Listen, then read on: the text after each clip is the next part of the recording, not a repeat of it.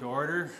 This is a regular monthly meeting of the Stratford Town Council. I'd like to welcome everybody, especially Corporal Weatherby of the RCMP and Sergeant Doyle from the RCMP as well, and I believe you're Staff Sergeant now with the Queen's District. Yes, sir.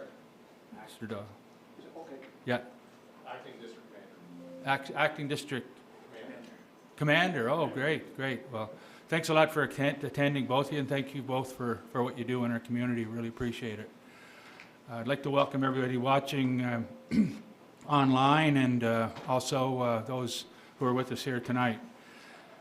First item of business is acknowledging the land upon which we gather as the unceded territory of the Mi'kmaq, and to pay our respects to the Indigenous Mi'kmaq people of this territory, past, present, and future. Second item on the agenda is a declaration of conflict of interest. So if anyone has any conflicts or perceived conflicts on any of the items we're going to cover here tonight, please declare so now. If not, we'll go to item number 3, which is approval of the agenda. Are there any additions, deletions, or changes to the agenda that anyone would like to propose? If not, I'll entertain a motion for approval. Thank you. And seconder, I think you, I did it both the same, but I think Jill, you got it up faster. Great, thanks. So we have all those in favor? Aye. Anyone against? Motion carried. The minutes of our regular monthly meeting of January 10th, 2024 are in your package, as well as minutes from the special council meeting held on 22nd of January 2024. Are there any additions, or are there any changes, additions, deletions, or proposed changes to those minutes? Anything anyone noticed that was either in error or missed or needs to be added? Any changes? If not, I'll entertain a motion for approval of those two sets of minutes. Constable, Councillor Cox. Corporal. Thank you. All those in favor? Aye. Anyone against? Motion carried. That's for the minutes, is this already, Mayor? Oh, sorry, yeah. I just want to make sure. No, that's great, thank you. And for the, is there any business arising from the minutes that we're not going to be covering here tonight that's not on our agenda for tonight's meeting? Okay, if not, we'll go to presentations from the floor.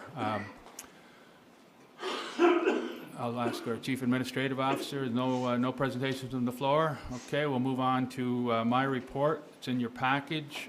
Just quickly go over a couple of the highlights. I really was really pleased to see what's called an Ignition Award, which is a startup award to entrepreneurs, awarded to a resident of our town, Robert Hughes, for his governance approach, innovative governance approach. So that's a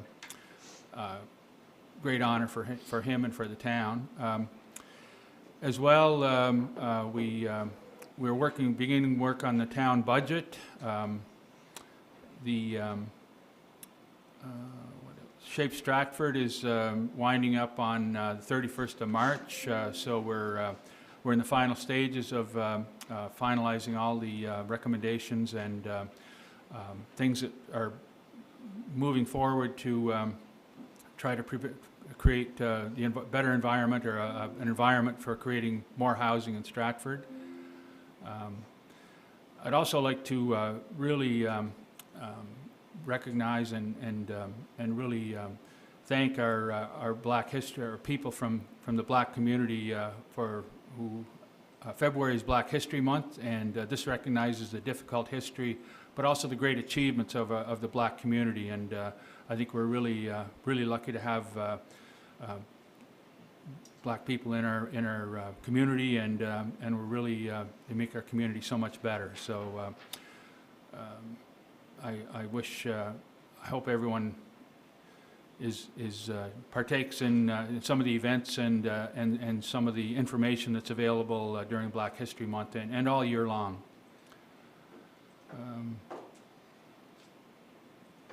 Yeah, there was a Yeah, anything in my minutes or in the, in my report that anyone has any questions about or anything? You met with Honorable Lawrence McCauley, you talked about some priorities, Steve, and some of the priorities we're looking at, especially the multi-purpose facility, right? Yeah, we talked about a number of issues. Yeah, that was one of the main issues we talked about was Yep. getting a federal commitment to for our facility and really working with the province and the federal government to really bring that concept to reality. And I think that's one of the priorities of this council, and just to communicate that to our federal and provincial representatives. Yeah. Any other comments or questions?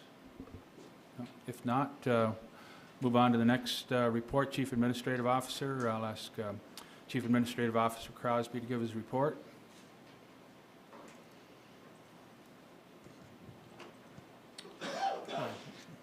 Thank you, Worship.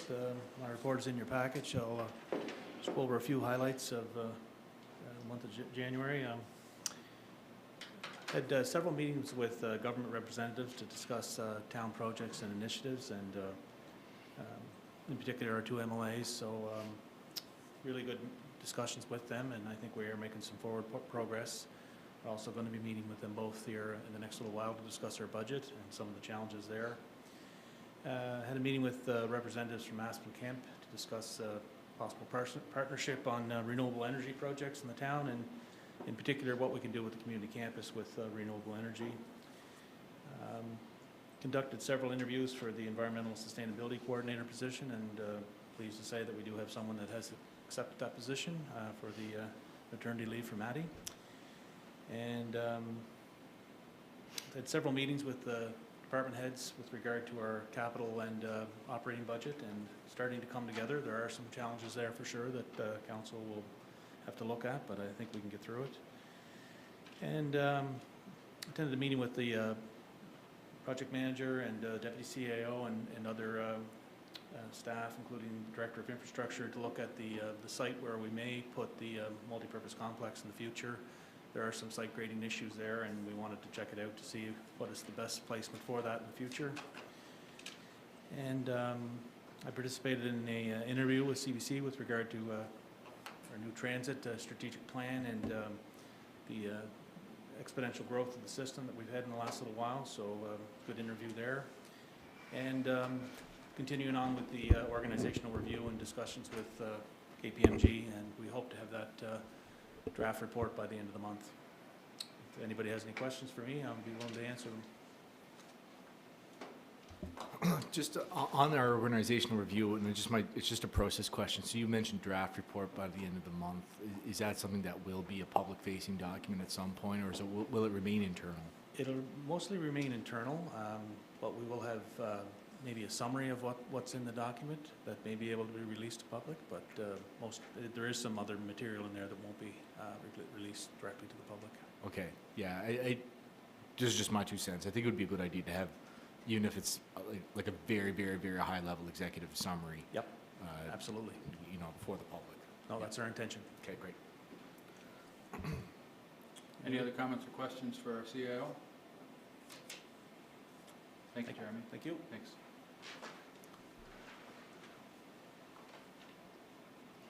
Okay, we'll now move to item number 9, safety services. I'll ask Chair of that committee, Councillor Jody Jackson, to give his report.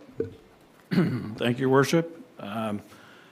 We had our last safety services meeting on January 15th, so I'm going to go through a few of the highlights here. We do plan to meet next Wednesday, but I'll go through the highlights from January. So we heard from the fire company about a large number of false alarms, false alarm calls that they attend to, and a lot of them relate to dirty sensors on alarm equipment. So it's a concern just with the the number of call-outs to those, and of course they can't not go, but they're keeping track of those just to see if we can help reduce the number of false alarms, and they're going to keep us up to date on how that goes, and if it's still trending in the wrong direction, we may have to enhance our communication out to folks just to remind them keep things clear and to do their best to try to reduce the false alarms for sure.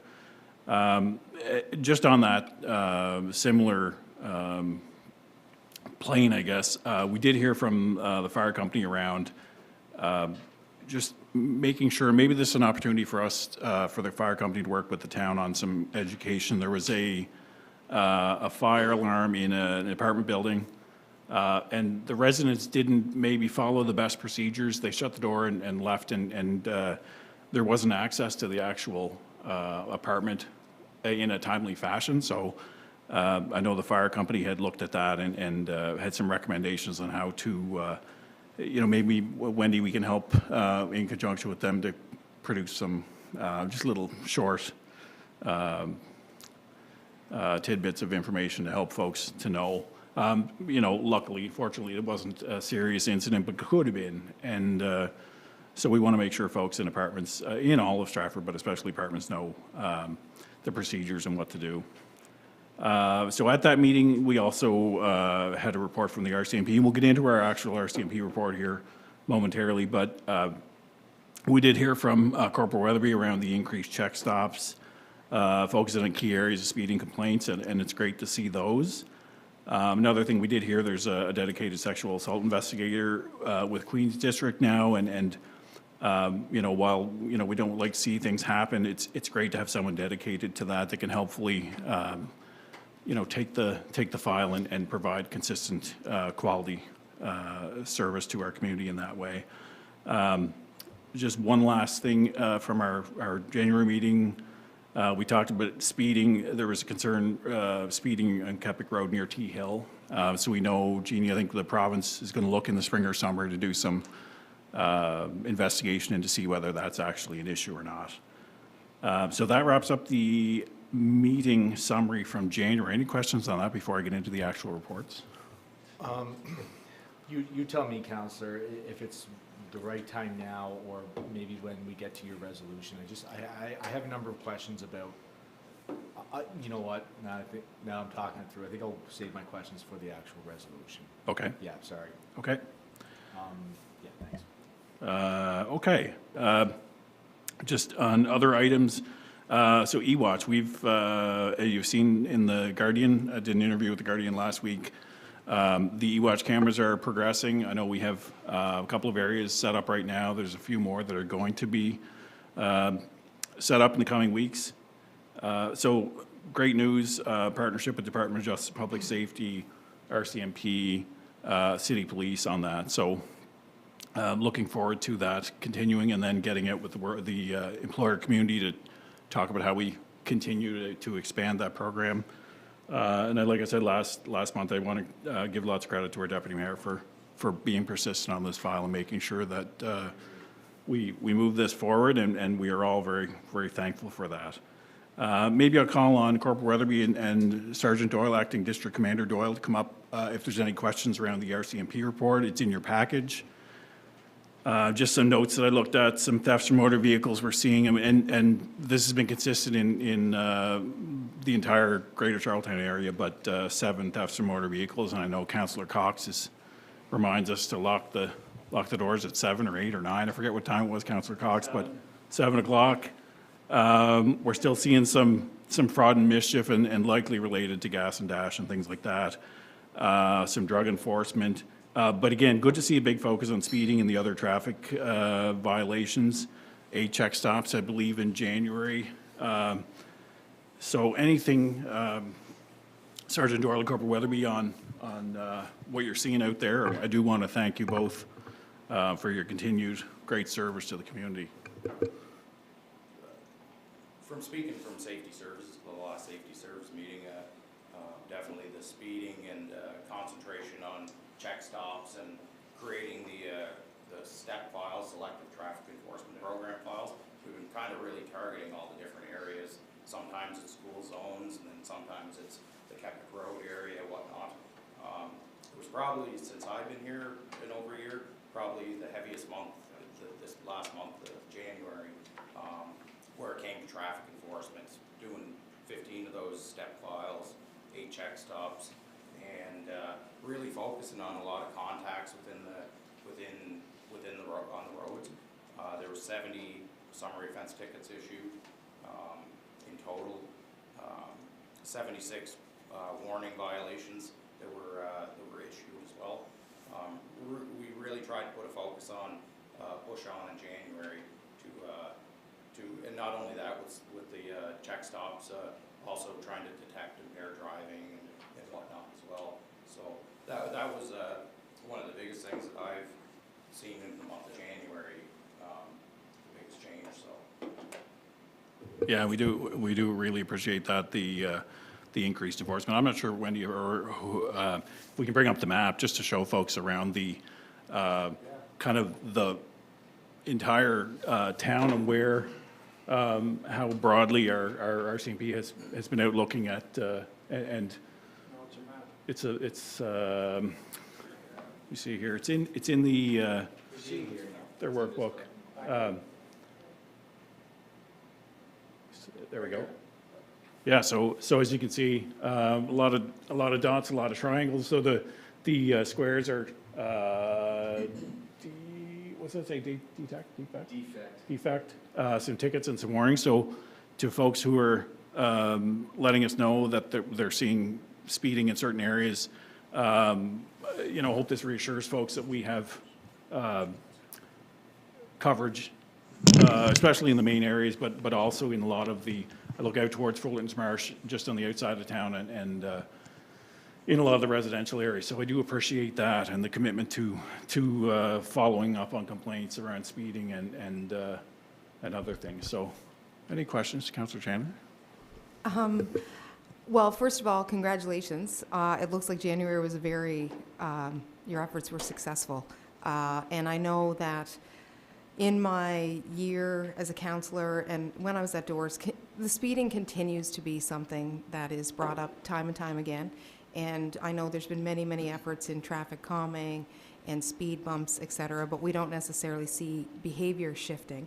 So I guess my question to you is, in knowing what a targeted effort you had in the month of January, are there future plans? Like, will we see that kind of focus on traffic violations and speeding in other months? Or how do we work to continue that sort of success? well, Councillor Chandler, that is part of our annual performance plan with it for the town of Stratford as well, for highway safety. It's always a key aspect of what we want to do.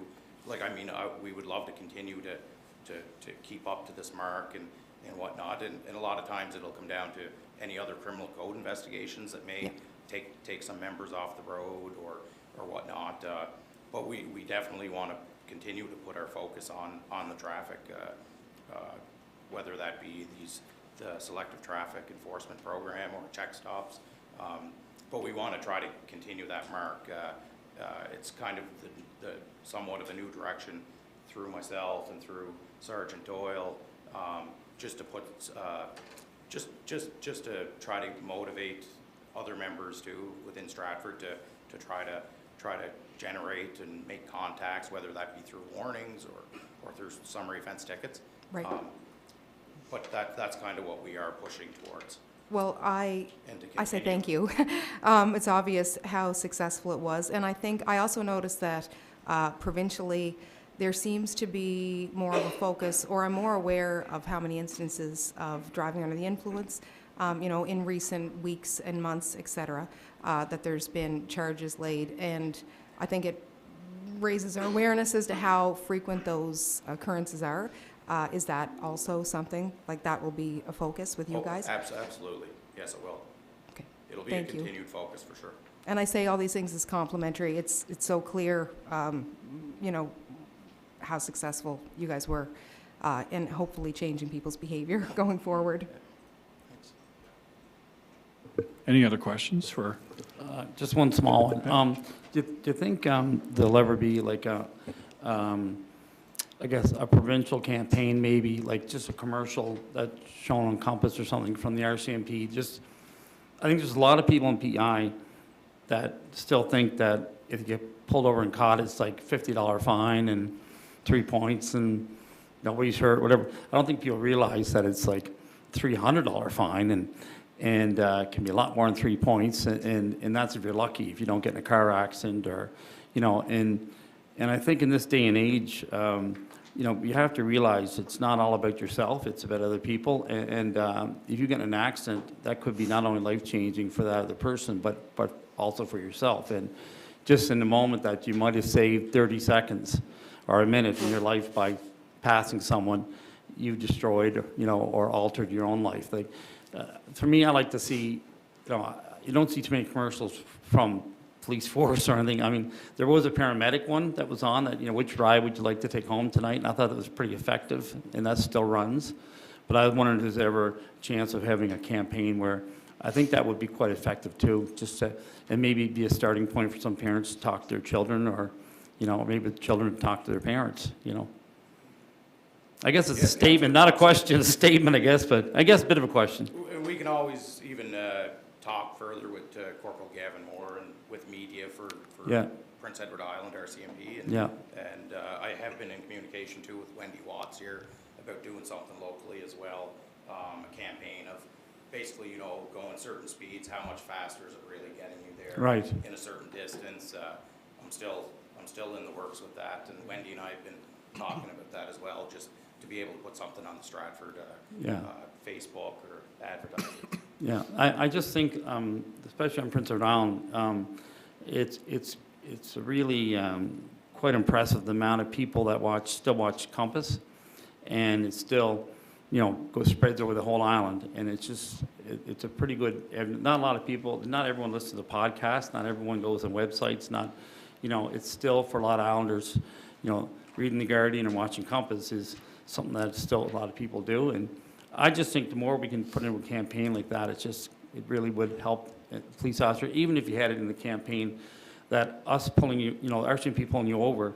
takes that police officer off the road and away from something else, and you know, that you could be doing to save someone's life, or you know, doing, you know, that you'd rather do than just stand here and write a ticket over somebody that wasn't, wasn't careful enough to watch their speed, right? So I just think that's just an idea. I just think in this day and age, I like to see a little bit more of the media presence. You know, no knock against RCMP. I just think for me that would be something that would be welcomed. Just a quick comment, Councillor Jackson.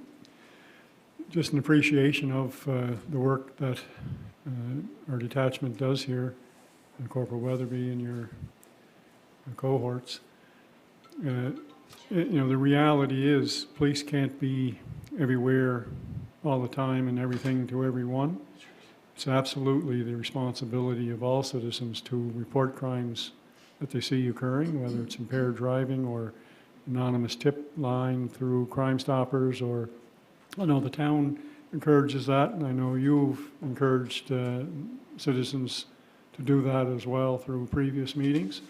So it's a message to our residents that, you know, if you see something reported, it's not always going to be left to the police. And if it is, because the police can't be everywhere, there's going to be things that are missed that might otherwise be picked up.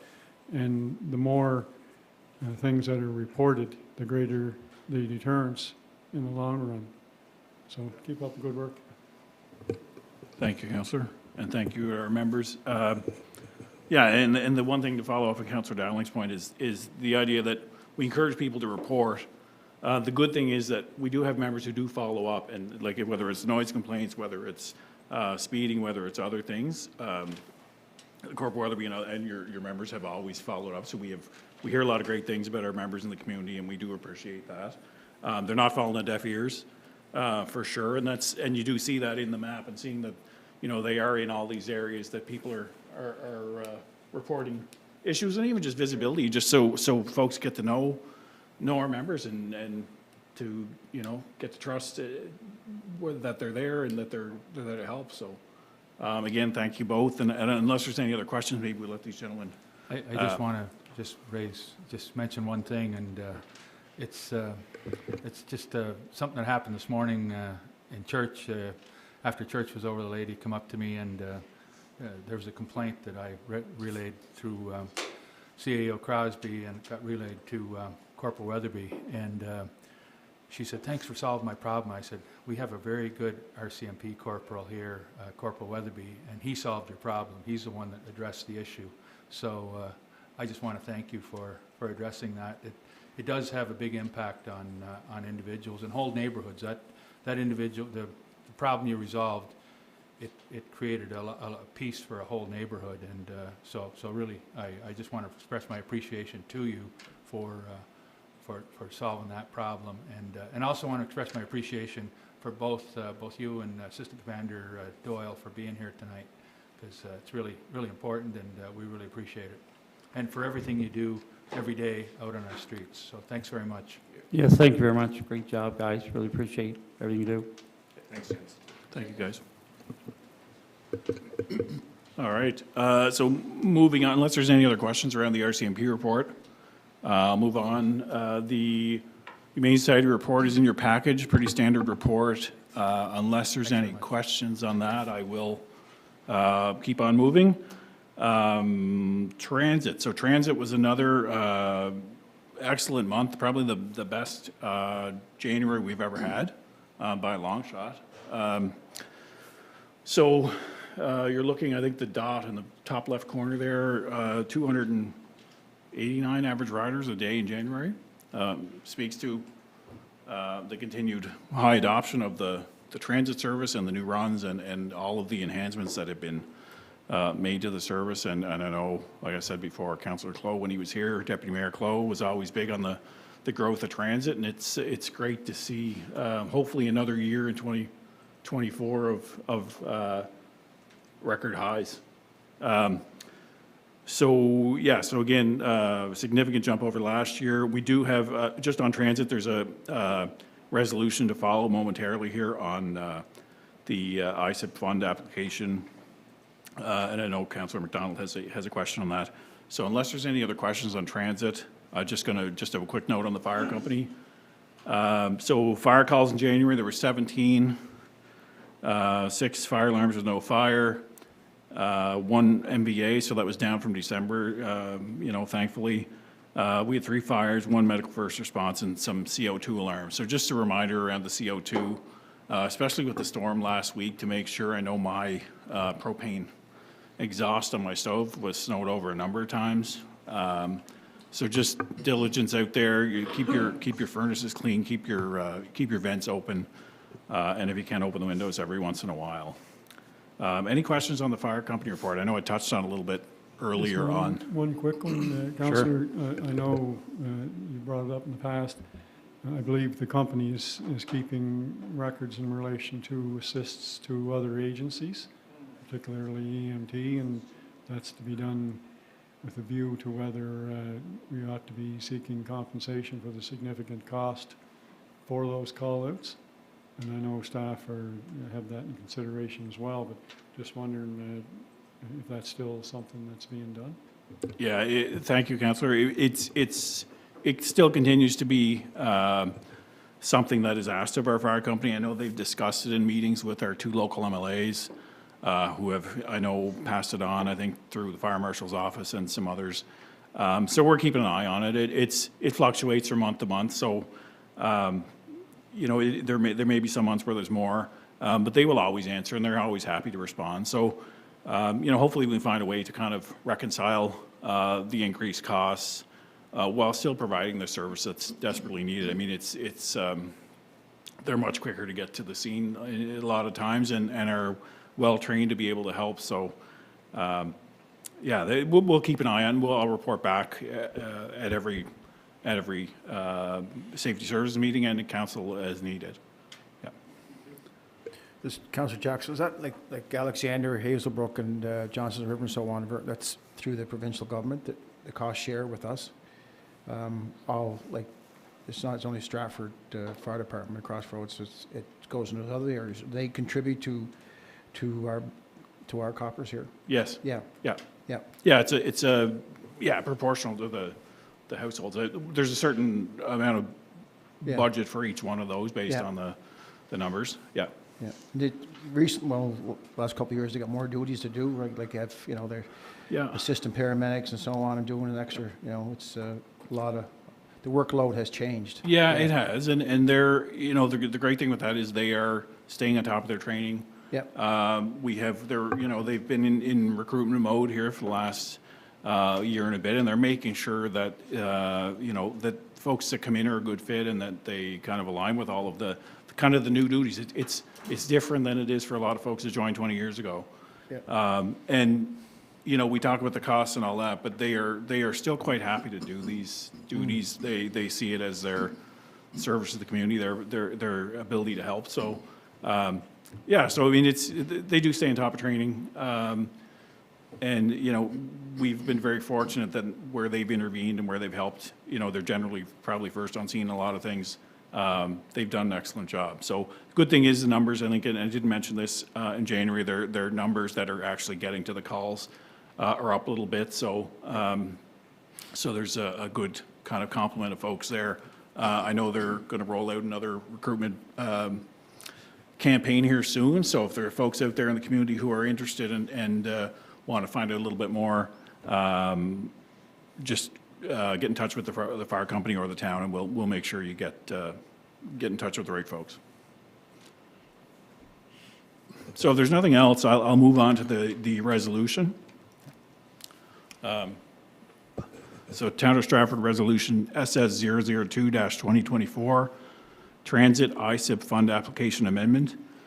And that's moved by myself. So whereas the Town of Stratford is a party to an agreement with the City of Charlottetown, Town of Cornwall, and T3 Transit to operate a seamless transit service in the 3 municipalities, and whereas transit ridership has increased significantly since 2021 due to population increase and the lifting of COVID restrictions.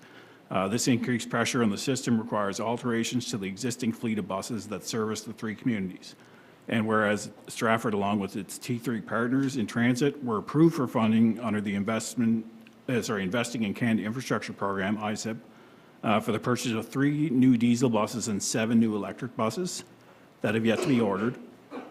And whereas cost and delivery times for electric buses have increased since the project's approval under the ISIP program, so in order to have sufficient buses for operational requirements and contain overall costs, an amendment to the project is necessary.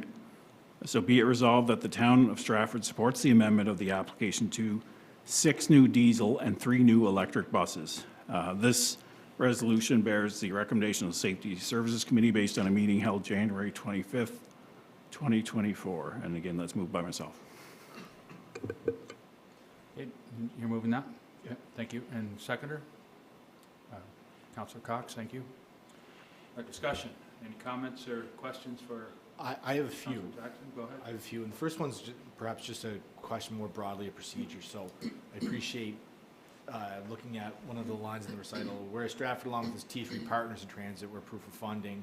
And so I appreciate we're looking at a situation here where we're, you know, this is an initiative taking on with our T3 partners. And so practically speaking, I just want to understand, what does it mean for us to pass this resolution in support or not, I guess? Thanks for the question. I may defer to Jeremy on that. I think the... Sure. Yeah, I'm just trying to, like, you know, when we're dealing with partners like this, Yeah. you know, we're not necessarily all in our own destiny. I just Fair question, Councillor. Yeah. Yeah, the other 2 communities have passed resolutions already in effect to this. We were getting it a little slower getting it to one of our committees, so that's why it's here tonight. But we've had a lot of discussion about this on whether or not, you know, we wanted to move forward with this because we are trying to electrify the system. But there have been some issues with the electric buses, and you know, as of today, there was an article in ZBC with regard to the buses. So, and the delivery times are quite a bit longer, and the costs have escalated quite a bit in the last little while. So, it's not something we want to have happen, but we do see that with the growth in the system, we have to do something now with the aging fleet to keep them going. And the diesel buses are delivered quite a bit quicker, and you know, we still are going to plan for electrification, but it just may take a little longer. So, if we pass the resolution in support, and this goes through and the change is made, I don't want to put you on the spot, Councillor Jackson or Mr. Crosby, but so what would the fleet comprise then with in terms of electric versus diesel? Like not just the new buses, but what would we be looking at on the overall? Well, we'd be getting 3 new electric buses. We're still moving ahead with partnership to get an actual facility for the electric buses, so charging facilities, a place to actually house the buses and such. So that's still moving forward as planned. It's just going to be a little longer to get the amount of buses that we expected. So there'll be 3 new electric buses and 6 new diesel buses to kind of hold us over until we're able to get the rest of the electric buses. And the safety services committee minutes didn't really reflect this. I just don't know if this was done or not. Was there a climate impact study done on this? No. No. And I can speak to that. So there wasn't. We were fortunate enough to have on our committee some folks who have had direct knowledge and have used the electric buses. We have also some folks that have dealt with things through government, and you know, we all appreciate where we're trying to get to. You know, in our climate, electric buses are still having some issues with range. I went through this myself with electric cars that I had. We're not quite there yet. Our service and our transit system is growing so well that we owe it to our residents to kind of make sure that we don't lose any steam on that. And so, you know, Town of Stratford's been very fortunate, and probably more so than the other 2 partners, in all of our climate goals and achieving and probably overachieving some of ours. So this one, for continuity of service, for just for the, you know, the near term, this just does make the most sense. And we did have a great chat about it at Safety Services. Again, did hear from folks who were directly involved in using these electric buses, and there are still some concerns. And I mean, they're a terrific idea. We're just not 100% there yet. So I think this is, if you know, for this period in time, I think this is the best option for us. And you see the numbers continue to grow at transit. We need a reliable service. The diesel buses are getting even better than they've been before. So it's not like we're you know, taking a step back. These are still better than any of the ones we've had. But our commitment is still there, just in time when technology and things kind of level out to where it's a more of a benefit, I guess, than you know, being in the shop. Yeah, that's right. Yeah, I think that's probably the best way to describe this. I think, you know, as our transit system grows, as more and more people rely on it, I think reliability does have to be carry the day. And I did see that article, Mr. Crosby. You know, and I mean, I appreciate it's somewhat anecdotal, but certainly there's an acknowledgement from the manufacturer of those school buses that there are issues, and so we're moving in that direction. And I do agree with you, Councillor Jackson, that we have achieved quite some good metrics in our climate action in other areas. So. Understanding that, looking to go that way, but we're not quite there yet. Would be that fair? I guess, yeah. And just to support Councillor Jackson's comments, you know, the aging fleet that we do have, and we've purchased actually used buses in the past to kind of carry us over for the last little while. These buses will be a lot more fuel efficient and reliable than the other buses. Like I said, we had a lot of discussions on whether this was the way to go, but with the growth in the system and in order to keep up, it is the best option at this time. And even talking to our federal and provincial representatives, they do agree that this is the way to go. So, okay, thank you, thank you, gentlemen. No, I'm all done, Council. Thank you. Just in regards to the overall fleet, diesel versus electric, do you know the current numbers? There's no electric buses yet. We'll have 3 new ones eventually, so they're all diesel buses at this point. All diesel buses in the T3 fleet? Correct. Okay. And within this resolution, it cites increased cost and delays in delivery. So is it already known that 3 electric buses can be sourced? Yes, we still think that they can be sourced, but 6 can't? Well, it's the delivery time, and the diesel buses is about half the delivery time to get those. So they'll be into service quite a bit quicker than the electric buses. Okay. I do have some concerns as well. Just similar to what was said. I agree with the idea and the goal of electrification. Certainly, there has been a lot more folks vocal about their own experiences, be it bus drivers, et cetera, with the EV buses and their reliability and their range in winter seasons. As well, I've done reading on batteries, fires, safety, et cetera. So I do have some apprehension in that if we're trying to grow our fleet and grow it quickly, to grow our ridership, that we still may be bringing an unknown variable. I think the technology is improving all the time, and I think we have to move towards it. I mean, the federal government is indicating that, I believe by 2030, that, you know, they won't be manufacturing internal combustion engines anymore. So I think we have to start moving that way, but we're just going to move a little slower than we originally hoped to. But we still have to keep the service reliable and on time, and have reliable buses there. And the last question, what is the timeline on this, if this resolution was passed? What is the, like in sourcing and the actual delivery, the addition to the fleet, what are the timelines? I don't have all the timelines on the electric buses, but I believe that the diesel buses would be able to be sourced within months.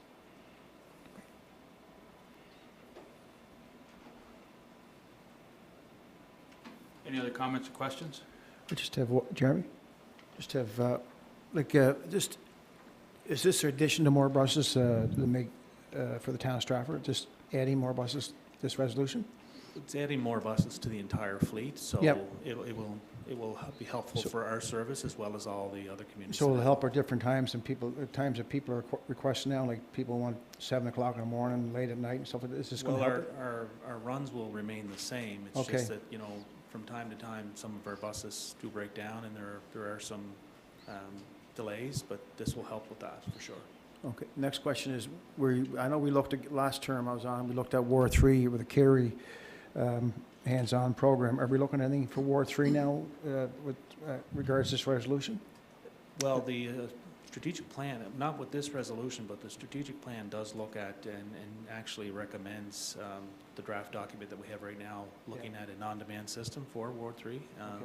There is service there now, Yeah. but we definitely want to have further service, so there is some recommendations in there on how we can do that. You say there's service there now?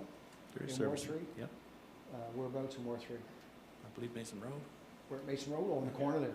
the whole Mason Road. Yeah, the whole yeah, road, yeah. sorry, yeah, just touching the boundary. Yeah, It's that- not in all the areas that you would Yeah, expect, it's not but out there Clearview, is it's not some out service. Reeves Estate and so on. No, that's correct. Yeah, and to help with that, we did, one of our priorities last summer was to pave that path from Regis Estate down Hollis, I think, to help connect to that in the interim. So Yeah. I do appreciate you bringing that up. You know, as the other council from Ward 3, I know we've heard it at the doors. We understand an on-demand system will, a second try at that when conditions are more optimal, I think we'll have better results. But again, we're doing whatever we can to do that. But again, I agree. Yep. We will continue to push that. And thanks, Jeremy, for your answers. I appreciate that. Thanks, Jeremy. Okay, if there are no more questions, we'll call for the question. All those in favor? Aye. Those against? Motion carried. That's everything for me, Your Worship. Oh, thank you. Okay, we'll now move on to Recreation, Culture, and Events, and I'll ask the Chair of that committee, Councillor Jill Chandler, to give her report. Okay, thank you. The Recreation, Culture and Events, as well as the Arts and Culture subcommittees, met to discuss draft operational and capital budgets, ball field naming opportunities, winter projects, as well as updates on the community campus and waterfront park. Stratford Youth Centre and Council, registrations are now closed for the season with a total of 77 members. These are youth between the ages, or grades 5 through 12.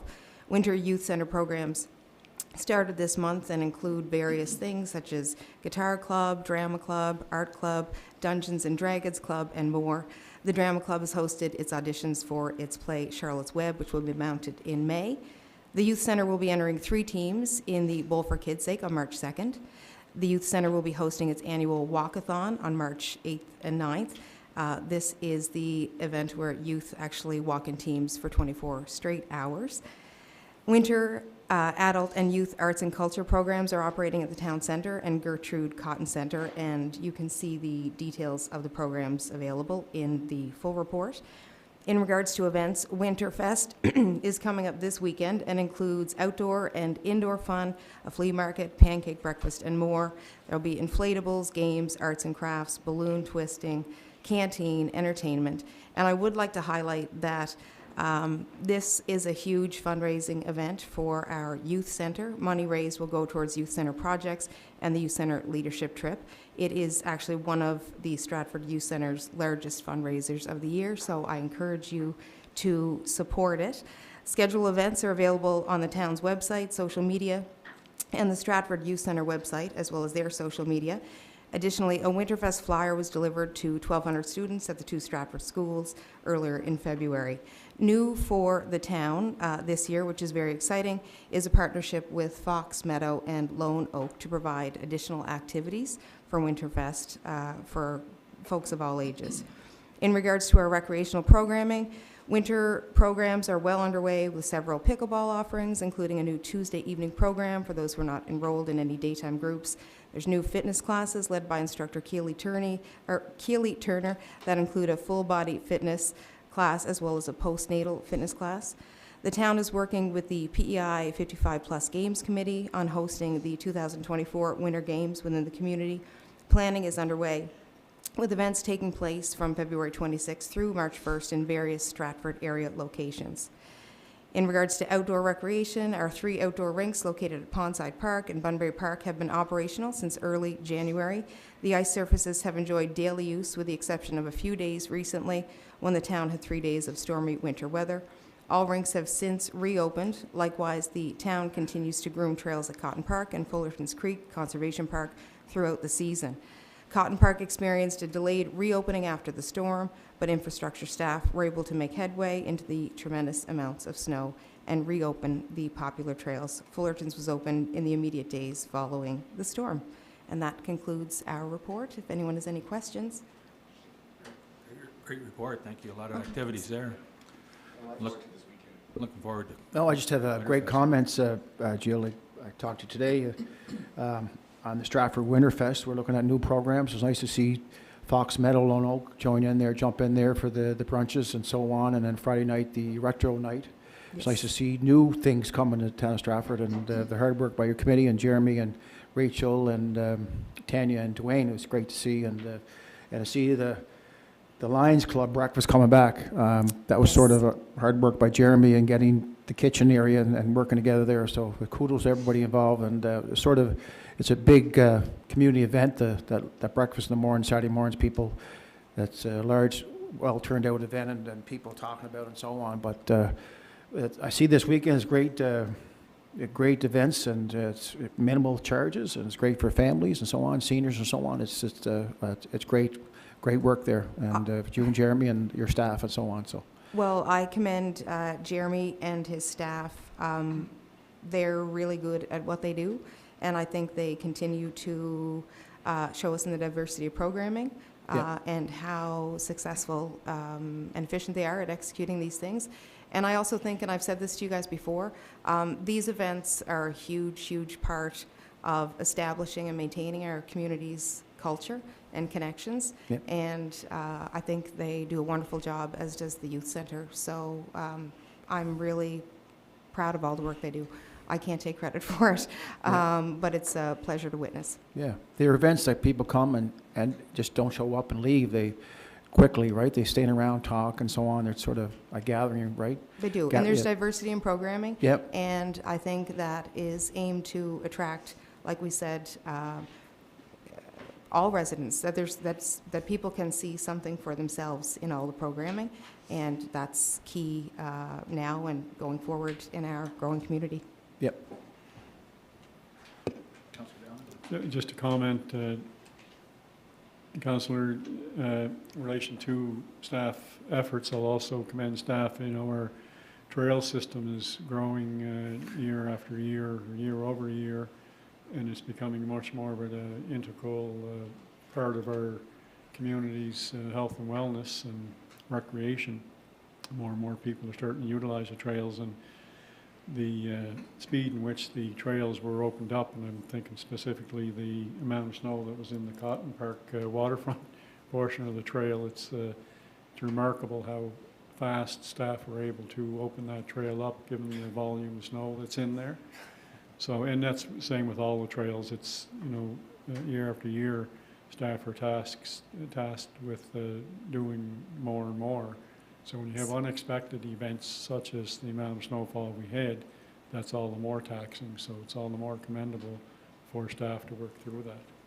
They, I think, do exceptional work, and also I think they're led, our residents continue to tell us the importance of our trail systems in their connectivity and overall fitness and wellness, and the expansion and maintenance of those trails is key. So great job to everybody. Any other comments or questions? I'd just like to, as well, congratulate and thank everyone involved in this, including yourself, Councillor Chandler. I know the Recreation Committee provides input to all the activities, and the Events Committee also helps out, and the Recreation staff. Everybody works together really, really well. I think for this weekend, this Winterfest, I'd really encourage residents to come out and support this, because I see it as a real win-win, because you get to enjoy a pancake breakfast or a social evening or an outing of some sort, a sleigh ride or whatever, but it also helps the youth center. And by helping the youth center, you're really contributing to the future of our community, and you're investing in youth, and so it's really money for a good cause, and it's well worth the money to come out. It's very, very affordable, and it's one of those things that hopefully we hope for nice weather, and that everyone really supports this, because it's part of what makes our community a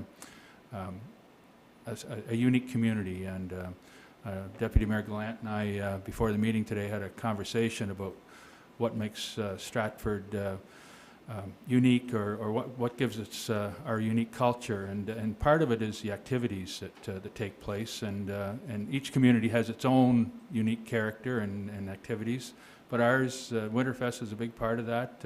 Our July 1st, our levy, there's a lot of activities that really make our community what it is, and make it a very attractive place to live, and really add so much to the quality of life for residents in our community. So thank you all very much for what you do. Could I just say one more thing? I had thought of it on my way here. I did just want to congratulate, over the past weekend, it was the North River Minor Hockey Association that hosted the Sweetheart Tournament. That's the female hockey tournament that brings teams in from all across the Maritimes. And we had many female hockey players, residents of Stratford and surrounding areas, that achieved great success in the tournament. So I wanted to congratulate all those female hockey players. And additionally, with the Professional Women's Hockey League now, and we see the investment in sport, that our female players now have things to aspire to in professional hockey, et cetera. So well done to those girls as well. Thank you. Okay, thanks very much for your report, Councillor Chandler. And if there's no other comments or questions, we'll move on to the next item. Okay, the next item is Finance and Technology. I'll ask Councillor Ron Dowling, Chair of that Finance and Technology Committee, to give his report. Thank you, Worship. I do have a brief report. I'll just preface it with comments around staff's work in development of our operational budget. They've been very busy over the last weeks and even months as a management team to bring together a viable budget for Council's consideration. And we have met once, and we have 2 more meetings scheduled to further parse through that budget before its finalization. It's a huge project, and particularly for Director O'Connell and her staff, it's a tremendous amount of work that has to be undertaken each year in order to make sure the operations are all covered, but also factoring the changes that come about year to year from council's direction in relation to priority planning and that sort of thing. And all of that comes with a cost, but it's also important that council has a direction and therefore staff have a direction to pursue, and I think that's going very well from that perspective, as we'll find out more in the coming meetings. The utility bills are due February 12th, 2024, and first letters are being prepared for overdue utility accounts, and they'll be going out next week. Staff attended, as well as myself and other councillors, and I think your worship as well, the switch program wrap-up meeting. And that was a very successful program for the town of Stratford. It provided opportunities and options for many residents to partake in changes in their energy outlooks in relation to heating options and electrical generation options. So it's unfortunate the money's all gone on that, but it was the two offerings that we had were very well received and very well utilized and successful overall, and made a huge difference in relation to Stratford's targets as well. And as was mentioned earlier, I think Stratford's probably a little ahead of the curve in relation to our environmental sustainability goals. Staff also attended organizational review meetings, and of course they're important, and our CAO had mentioned, spoke in some detail on those earlier. As well, attended development cost options with Stantec. And staff met with representatives of the public school board as they continue to negotiate the new lease for the section of town hall that the school board rents. So I understand that's going well. It is always a long process, involves a lot of meetings, and so hopefully that'll be ratified fairly soon, sooner than later at any rate. Staff also, as I mentioned, worked on budget meeting information with council and for council, and have presented council with a lot of detailed information already through emails for consideration prior to meetings.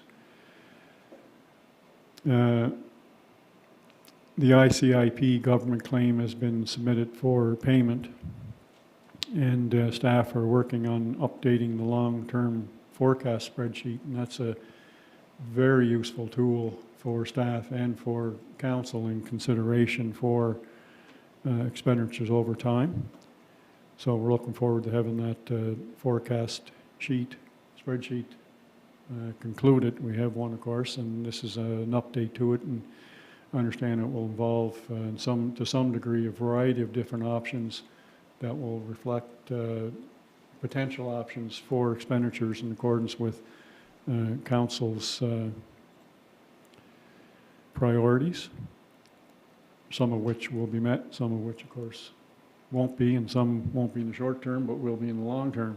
But it's important that staff have direction from council as to what those priorities are. It's important for council to be able to come together and determine what those priorities are and discuss them and build a plan for the future.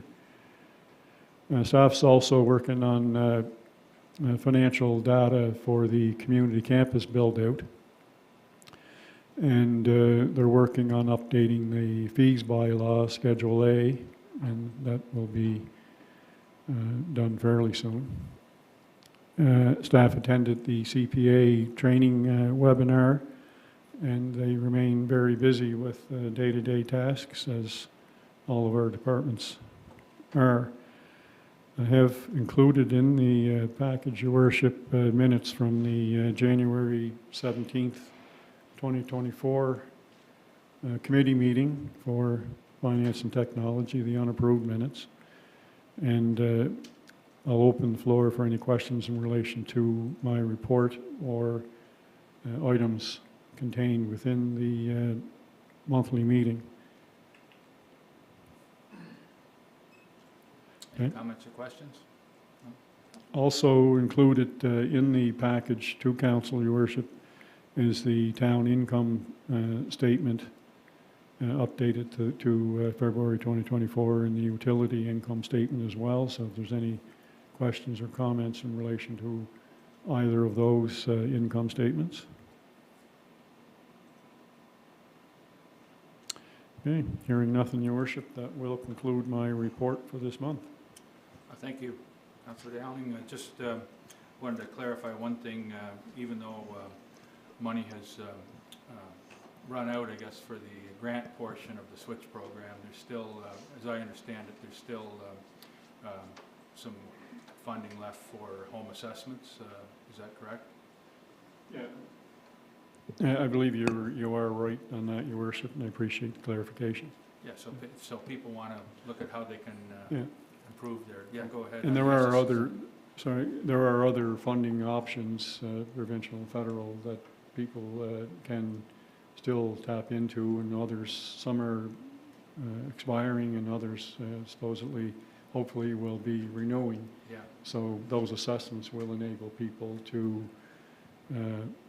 have access to other sources. The idea of the switch program was to prime the pump and Yeah. get things started, but Sure. we can still, anyway, I believe Councillor Cox would like to Yeah, comment. I'll just clarify there. The program is wrapping up. And I'll talk about that in my report. But we're getting really down to the pennies that's available for the home audit through Home Sol. Okay.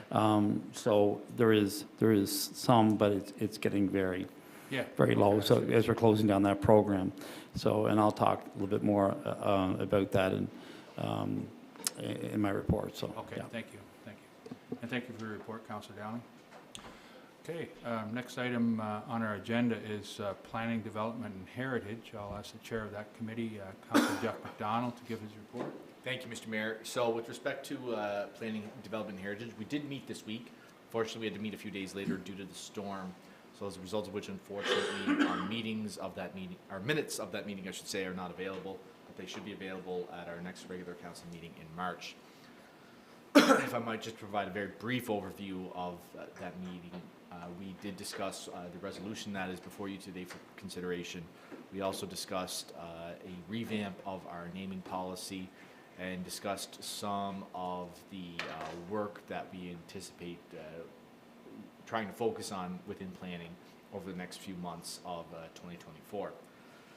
Turning very briefly to the building summaries of January 2024, what's interesting to note is the estimated project value of in the commercial space. Certainly that the development across the street from the current Petro-Canada on Jubilee Road is certainly driving the permitting value in January. And I think that's just an interesting reflection of where the town is at currently. Certainly, we are still predominantly a suburban residential community, but as we've seen from some of the permitting values in 2023 late with our institutional value with the high school, a large number of commercial fit-ups within and around Myrtle Street, in and around the Sobeys Plaza, for lack of a better word, we are starting to see the evolution, certainly of a new, more urban core within the town of Stratford. Certainly promising and exciting to see.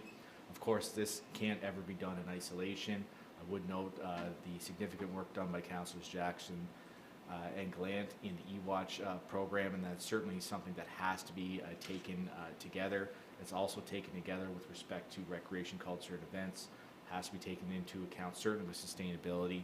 So certainly all of our departments in the town are working together towards the development and the realization of a more vibrant and more diverse community. And so certainly, I think it's always interesting to see some of the proof, so to speak, in our development values. And so something to keep an eye on, certainly, I think, but I think very promising start to 2024 to see the permitting values that we have to date.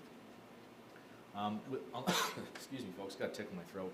Unless there's any questions on our permitting summary, I'll move to the resolution that is before us for consideration.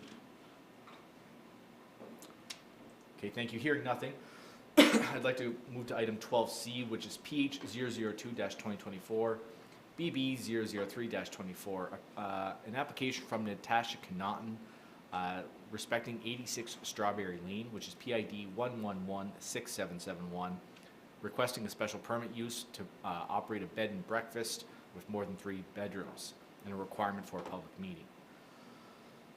Pardon me. At this point, it is moved by myself as a chair of Planning and Development and Heritage, and the resolution reads as follows. Whereas an application has been received from Natasha Connaughton to operate a bed and breakfast operation at 86 Strawberry Lane, PID 1116771. Under the definition for a bed and breakfast, where an operation involves more than 3 separate rooms, then it falls under the special permit use process. The current single detached dwelling contains 4 bedrooms. The applicant proposes to offer the whole dwelling for accommodation purpose to the public. And whereas pursuant to section 11.1.4 sub B sub IV in the zoning and development bylaw number 45, council shall ensure that property owners within 61 meters of the subject property are notified in writing and asked to provide their comments, and ensure that a public meeting be held to allow residents to provide their input before making a decision. Be it resolved, the council shall hold a public meeting on Monday, February 26, 2024 at 7 p.m. in order to provide an opportunity for the applicant to present this proposed bed and breakfast operation to residents and obtain their input regarding this special permit use. I would note that this resolution does not bear the recommendation of the Planning, Development and Heritage Committee discussed at a meeting held on February the 8th, 2024. Okay, could I have a seconder for that motion? Sure. Thank you, Councillor Jackson. Okay, is there anything you'd like to say about this? I would. Councillor McDonald? Before turning it to my fellow councillors, I just want to provide some of the rationale for why Planning Committee has not recommending that this motion be adopted. And the bottom line is, and I'll just draw your attention to 12C1, which is an attachment in your agenda package. When the regular planning report came in, it came in as, I would suggest respectfully, a fairly innocuous application for Ms. Connaughton to operate a bed and breakfast located at 86 Strawberry Lane, which is in a detached 4-bedroom home within an R1 zone on Strawberry Lane. The issue that I think Planning Committee quickly seized upon, and quite appropriately so, was that, oh, thank you, Mr. Mayor. I was going to go do this after, so appreciate that. Never let it be said that we don't work together here in the town of Stratford. So what Planning Committee immediately seized upon was that in the initial application, there was discussion to operate this as a traditional bed and breakfast. However, in a correspondence from Ms. Connaughton, she noted that she, in fact, would actually be letting out all of the bedrooms in the detached residence, which would create it akin to, I guess there's a number of ways to look at this, potentially a hotel of sorts, or a short-term rental accommodation of sorts, something of that nature. And certainly that falls well outside the scope and the definition of what our bed and breakfasts are defined in under our planning and development bylaw, as it is a, quote, and this is important, a secondary use of an owner-occupied dwelling. And it is really much that phrase, owner-occupied dwelling, where this, from Planning and Development Committee, really sort of runs afoul of our bylaw, and really Planning and Development was not of the view that they could support the recommendation for the public meeting, as unfortunately from their perspective it was doomed to fail right out of the chute. And so taking into account that a public meeting does expend significant resources on behalf of the town, notices must be sent out, staff need to be retained, and meeting space needs to be set aside, and all of that in furtherance of an application that in the eyes of planning was bound to fail, was not a good use of our town's resources, and as such, that's really the driving reason for not recommending the motion. I want to say a couple of other things, and I don't know if Mr. McKeegan does or not, but I just, before we move on to our Director of Planning, I also do want to say as well, it's very much recognized that within the town of Stratford that there are a number of short-term accommodation rentals that are already available on various platforms such as Airbnb and VRBO. If one were to go searching right now, you would find them. They are available. Some have tourism operating licenses, as they're required to do by the province. Some do not. And it is recognized certainly that the town of Stratford does not have a short-term rental bylaw in place. That is certainly something I can absolutely state that is a priority for our planning department. It is something that we are looking to resource to obtain some consultants to help us draft that and get that implemented sooner rather than later, because it is an issue currently in the town, and it is one that certainly I think for myself as Chair of Planning and Heritage, I appreciate Ms. Connaughton to make the application in the first place, certainly so that it can be reviewed. It's just unfortunately from our perspective, it does not meet the definition of a bed and breakfast. And so that's really where we're coming from. We respect and we appreciate that there are short-term rentals in this jurisdiction that are operating, some validly, some not, but we do recognize the need for that bylaw. So that's what I have to say about this application. I don't know, Mr. McKeegan, if you have anything to offer at this point in time.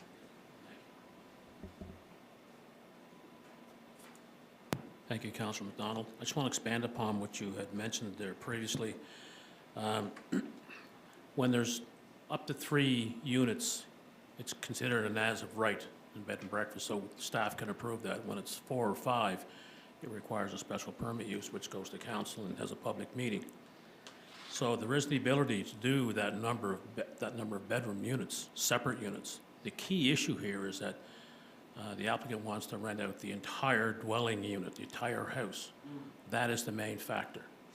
So you have to reside in that house, that's your residence, in order to have a bed and breakfast. You have to be there. So you can't be there if you're renting the whole thing out, so to speak, as a principal owner.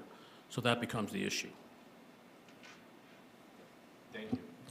Can I ask a quick question? And I'll wait till you're done, though, Councillor McDonald, if you... I'm all finished, Councillor Cox, Okay. if you have some questions. I guess my question is, this person we're talking about, do they have approval for 1 or 2?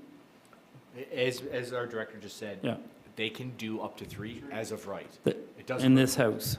In any, No, but I was wondering if this person has any Oh. applications in for... sorry. Yeah, for 1 or 2. Do they already have approval for 1 or 2 rooms or anything? Not to my knowledge, and not the Okay. planning staff's knowledge. The Okay. application was for 4 bedrooms, which is the Okay. maximum in that house. Okay, I have a second part of the question. Say they put the application in for 1 room or 2 rooms. Say they do that. Say they decide to rent out 4. What is the penalty for renting out the other 2 rooms? Like what happens? It's not a matter of a penalty. I know, It's but if what- you're- if what you're is the referring to it recourse? as a bed and breakfast, there's a criteria under the bed and Yeah. breakfast and the requirements that have to be met. One is you have to be the resident residing and the owner in that Okay, dwelling. And that's not the intent of what they're proposing to do. right, They want to rent out the entire house, Yeah. basically, yeah. so they wouldn't be residing there. I'm just thinking that somebody could try to, go past, Oh, there's many out there that don't even get applications into it, they just go do it, That's right? what I mean, and we want to stop that, obviously, so I'm Yes, just and the curious about bylaw that. will be written in such a way to reflect what Yeah. the town wants. I think that's a great idea. Thank you. If I could, I do think the way you've explained it, Councillor McDonald, it's very clear as to why we can't approve this, and it is, I guess, a drain on resources. That being said, I do feel that she has made an effort to, seek approval, and perhaps we're acknowledging that maybe there are others in existence that haven't gone to those same lengths, possibly, if we were to look online right now.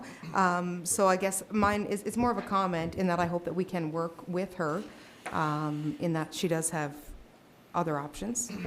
And secondly, I guess it also puts in perspective the need for us to have this bylaw in regards to short-term rentals. It's just one of those serendipitous things, I think, Councillor Chandler, that I can tell you that I had met with our CIO and our director immediately prior to Christmas, and we had discussed sort of our priorities in 2024 and planning it, and it was certainly very much short-term rentals as well as food truck bylaws that we're really looking to prioritize, and we do have some resources to devote to those, so that's why we decided to go that way. I absolutely appreciate what you're saying, and it was part of our, and I appreciate you didn't have the benefit of having the minutes But that's exactly, you know, your words were exactly what we talked about planning as well, as, you know, well, what if she comes back and reworks the application, so to speak, to allow for a permitted use? And I think it was very much unanimous that that's something that planning staff would consider, because if she goes down to 3 or less, then certainly that's something that planning staff can deal with in-house. And so we'll see what comes back, I think would be fair to say. Just going back for a second to a question that Councillor Cox had. Now, just so we're understanding, there are offenses and penalties under our planning and development bylaw. So certainly that, and I'm saying this for the benefit of the record, I guess, as well as the benefit for anybody who might be reviewing this, is that there are certainly offenses for violating our bylaw, and they exist, and they are monetary in nature. And so certainly if people do engage in this type of activity and are in contravention of our bylaw, certainly they are liable to being found liable to a breach of that bylaw. So I just want to make that clear, more for your information, but also more for the record, I guess, if that makes sense. Yeah, I was pretty sure of that also. I think I just want that, I guess I was kind of making the question to be more of a statement, but just to be on the record, so people that do try to do that know that there is, you know, consequences for that. And I certainly appreciate you putting that on the record, Councillor Cox. But yes, going back to you, Councillor Chandler, we'll see. I do expect it, you know, I would welcome something from Ms. Connaughton if she wants to look at revamping this and revising her application. And I think it's your points with respect to, you know, the imperative to put something in for short-term rentals is very well taken.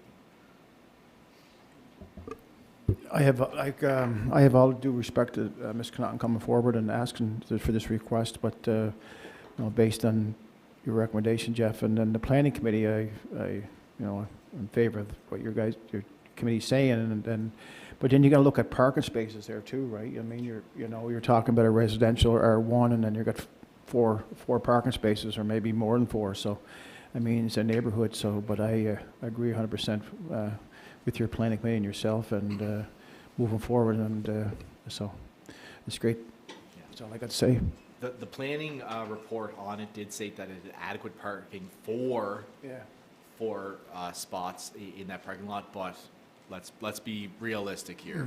And I think if we're being realistic, we see the issues with a lot of short-term rentals. We see the issues in some neighborhoods with respect to some rental units, some R1 units being used as rooming houses where we're having parking issues. So despite the fact that whatever the planning report says, I think it's going to be an issue, respectfully. I'm not prejudging anything, but I think it's absolutely something that you're right to say, something we need to pay attention to. Well, and 4 vehicles and after hours and so much put more pressure on our RCMP and so on. Any questions, any complaints come in, and then, you know, and Ms. Connaughton's not going to be there to supervise this, right? And who do we call? And so it's just all those other questions, right?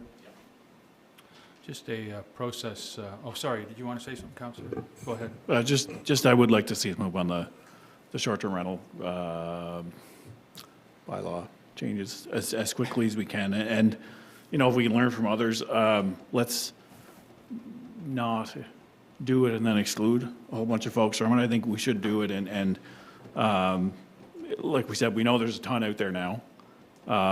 You know, give it some teeth and make sure we apply it to everyone, because I know it's in other areas it's been applied and then essentially watered down. I don't want to see that happen. So I think in fairness to all the other businesses and all the other residents of Stratford, that they should follow the rules, whatever we come up with, and we just stand firm on them. So I'd like to see us, it's great to hear that we're moving on that, and look forward to seeing that as soon as we can. Very good. Yeah, I'm inclined to agree with Councillor Jackson for sure. And just a quick process question. I guess in future, I'm not sure if there was any contact made with Ms. Connaughton or not after the planning meeting. Did she have an opportunity to withdraw her application or change it prior to this meeting? Not to my knowledge, she has not, no. Okay. Or had not. Maybe in the future we could try to reach out following planning, so that people's names are associated with this and their residents, and I just would like to see something really treat everybody with respect. And I know this was all done in good faith, and I appreciate the fact that everybody is busy and everything like that, but maybe it's one more thing that we could look at doing in future. Most certainly. I guess you're going, Thank you. well, you would have to have the location and name when your worship, for a No, resolution? but after planning committee too, before it goes to Oh, open okay, council. okay, yeah. that's all. Just one comment in relation to that, your worship, just reading where they do have, under the bylaw, the opportunity to look to council for conditional use permit beyond the 3 as of right separate rooms, up to 5 rooms. So, yeah, it's good to have a conversation with them, and then they could have a decision as to whether, based on the fact that the committee did not recommend the motion, they may want to withdraw it, or they may say, no, I want council to make a decision as to whether that recommendation is going to be upheld, or whether council will forward it to a public meeting and then make consideration and a decision after the fact. Yeah. Yeah. The fact of the matter is, it's in fact a non-compliance, because if you're not residing in the, it's not a bed and breakfast, if you're not residing, in- Get that Yeah. conditional use aspect. it would give that opportunity, yeah, yeah. Okay, no, that's just, we're learning all the time here, so just something for the future. Okay, with that, any other comments or questions? Oh, sorry, Councillor Jackson. Just one, your worship. So the recommendation was that we do not proceed. That's correct. So to vote in favor of this is to deny the public meeting. Well, I just want to clarify. I think we would either vote in favor of the public meeting or not. Okay, I'm gonna call the question. All those, is it okay with you? So I think. I'm gonna, it's always done in the affirmative. Okay, I don't support the public meeting. I support the planning recommendation on this, so I just want to vote accordingly. I'll call for the positive first, and then I'll call for the, those who aren't in agreement. Okay? So, I'll call for the question now. Oh, sorry, go ahead. Do we have a seconder? I did. Councillor Jackson moved it. I had moved that, Mary. I think you might need a clarification. I'm not sure. Yeah, on the vote. I'm not sure that everyone's clear on how you're voting. Well, the resolution is, be it resolved that council shall hold a public meeting on Monday, February 26, 2024 at 7:00 p.m. in order to provide an opportunity for the applicant to present this proposed bed and breakfast operation to residents and obtain their input regarding this special permit use. So that's the issue that is on the floor right now. And so people that are in favor of that will vote in the positive, and those who are in favor of going with the recommendation of the Planning Development Heritage Committee will vote against the resolution. Okay, is that clear? Okay, so I'll call the question. All those in favor? Okay, all those against? This motion's defeated. Thank you. Okay, anything else on planning and heritage? I just have one question, Planning and Heritage, Councillor McDonald. Naming policy. I know we talked about it, the last time we talked about it was December, and just want to know how far we are with it. This is February, a couple months later, so I'm just wondering how, like... We did discuss it. Yep. At our February meeting last week. If you want to take a look at the draft policy as it is in our agenda from the Okay. Planning and Heritage Committee. So I encourage you to do that. You'll see, so Scott in planning right now has taken on the task of making some revisions to that. These revisions that he's proposed were highlighted in yellow, and we had some discussion about that. This is not something that will live solely within planning. This will certainly come before council. Yeah, oh yeah, I to understand that, discuss. yeah. So it is something that we're working on right now, Councillor, for sure. Scott in planning has taken some proposed changes. We had some feedback for him. He's going to go back, and so certainly that's something that I'll happily share with you when I get it. Maybe when we get that from Scott, whenever he incorporates those changes, I can share it with council on a working basis and keep you all informed as to how that's going. Thank Certainly something we expect all of your various committees will have some input into, because I mean that's the hope of the policy, is to get some I guess a wider intent into that, while keeping it nimble and keeping it moving forward. obviously, is that. So, happy to share that with you.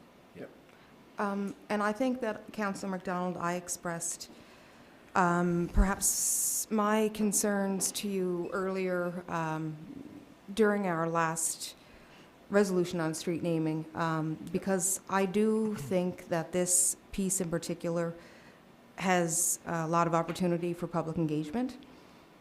I do think we miss the boat to speak to our residents and to have their ideas and contributions forward when we move too quickly on things. And also, as I've mentioned in several meetings, I do see that there is an overlap when it comes to street naming, potentially future sponsorship of buildings, public art, etc. And I would like to see synergy between all of those policies. And I think to do that, that each department and or its committees need to have communications, and that those policies aren't developed in isolation.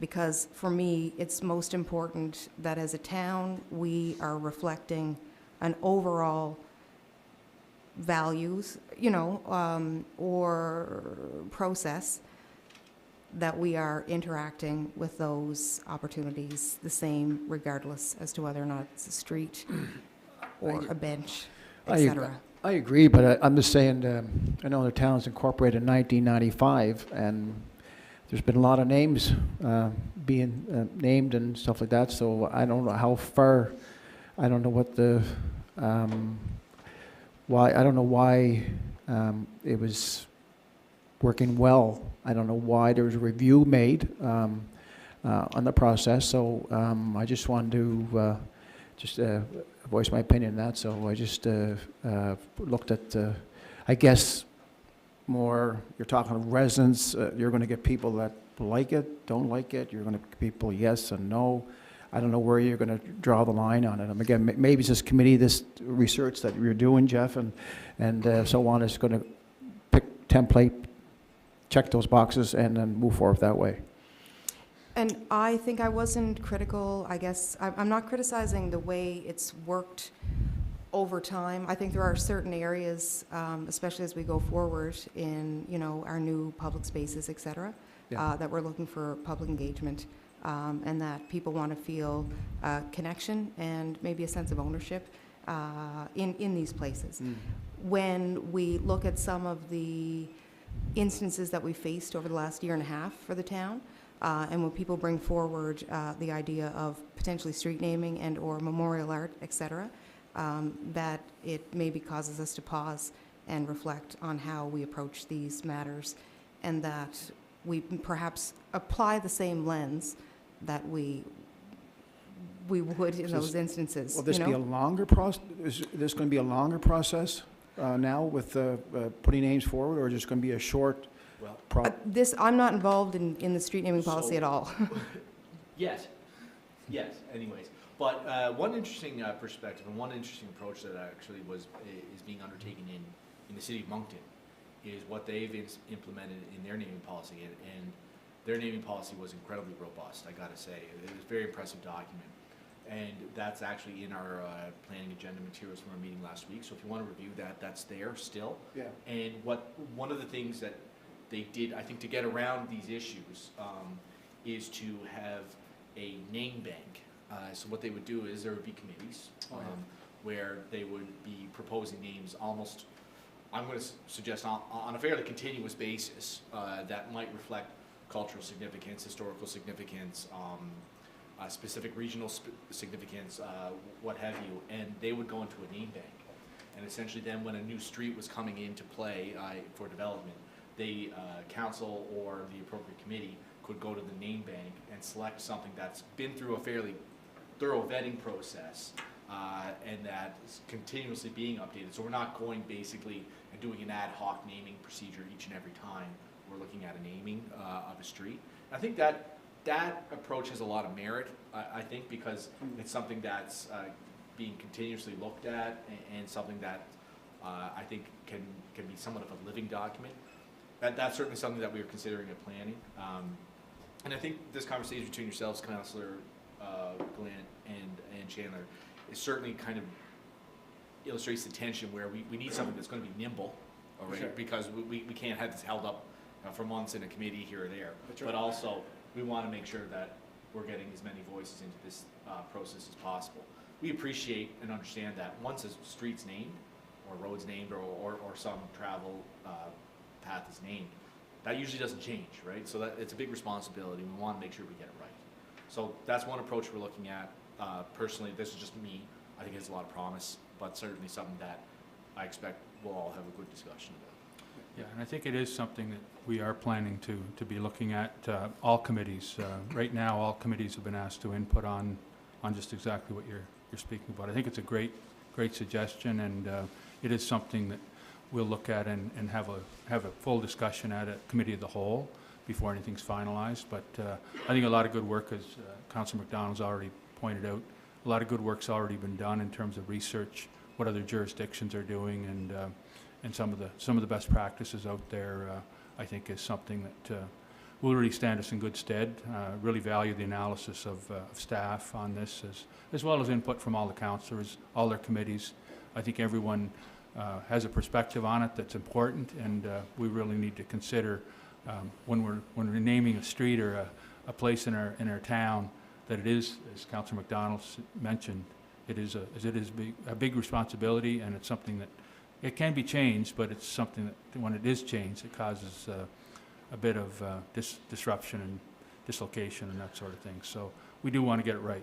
So what I'm saying now is, like I was talking to Councillor McDonald and Councillor Chandler, like if Moncton's using, you put all the names in a hat, we're going to draw a name out, and everybody's going to be happy. Everybody's going to agree on it. Not saying that. No. So No, we're going to have a that's full. what I'm saying. We're going to have a See full. where I'm at?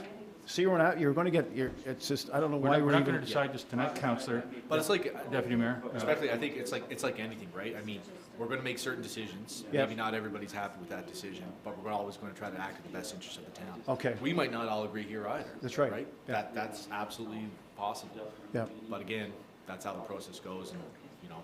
yeah. Okay, well, okay to move on. This wasn't on our agenda, but it is a good point to raise, and I appreciate the discussion.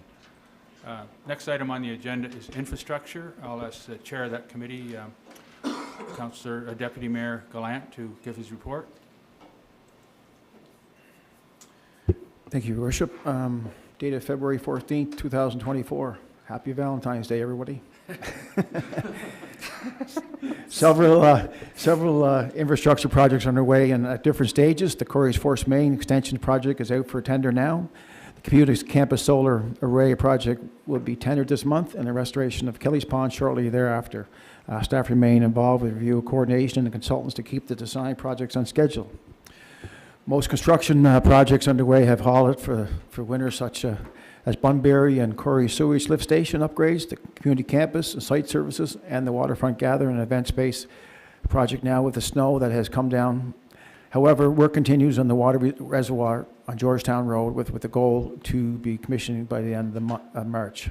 Hopefully, anybody get a chance to go on to the community campus, it's the wow factor. It's unbelievable. I talked to a lot of people, and people are visiting, driving up in their vehicles and so on, and just can't believe it. It's in our town here. Infrastructure staff has been busy with the following: preparing operating capital budget for 2024, sourcing funding for project opportunities, planning upgrades on the reception center recently funding received, preparing tenders for solar projects at the Emergency Service Center and the maintenance building on Hollis Avenue. Completed the hiring process for infrastructure technician position. Have 2 employees starting this month. Ongoing maintenance at town-owned properties, buildings and trails, sanding and snow removal contracts are underway. All 3 rinks are operational and maintenance continues on a daily basis. Maintenance and upkeep of vehicles and equipment is ongoing. Bylaw complaints, investigations are ongoing. LED lighting retrofit tender was issued for the replacement of fixtures for the town hall. Surplus equipment has been advertised for sale. Off-cycle meter readings completed to ensure no meter issues. Water and sewer inspections and water turnoffs, new development are ongoing. Ongoing inspection and maintenance of water and sewer systems. And last, managing ongoing customer and residential inquiries and concerns. During the month of January, there was no major incidents or emergencies. And this was submitted by Jeannie Woodard, Director of Infrastructure. Just, Any comments or questions yeah. on the report? So, just checking in on one of our favorite topics, Rosebank Road and the speed bumps.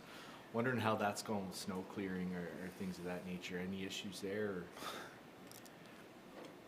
Or? With the permanent speed bump? Yeah. Well, permanent is it's an interesting word there, but yeah.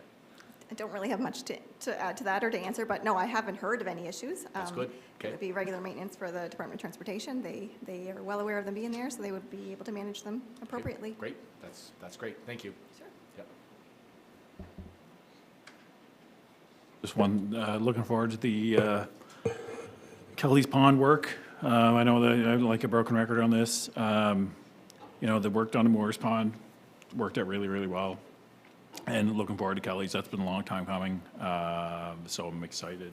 Thanks to everyone involved in continuing to push that and to seek funding for that. It's a big deal. So, thank you for bringing that up, Councillor Jackson. So just want to understand, so tendering is looking to happen March-ish for? Yes, we are hoping to combine that with the province for their work on the culvert replacement. And Right, yeah, we're hoping to package it together as one tender. So we are working with them to see when we can get that out. Okay. And Jeannie, while you're there, so that the culvert under the road, that could take place this summer? Absolutely, yes. Okay. Yeah, that is in their budget as well for this year. Awesome. Thank you. Okay, any other comments or questions? The infrastructure report? If not, thank you for your report, Deputy Mayor. Thank you. And I'll also ask you Committee of the Whole. for the next item, Committee of the Whole, is a resolution around the Code of Conduct bylaw for the town of Stratford. First reading, I'd like you to move that resolution if you would. Okay, Town of Stratford.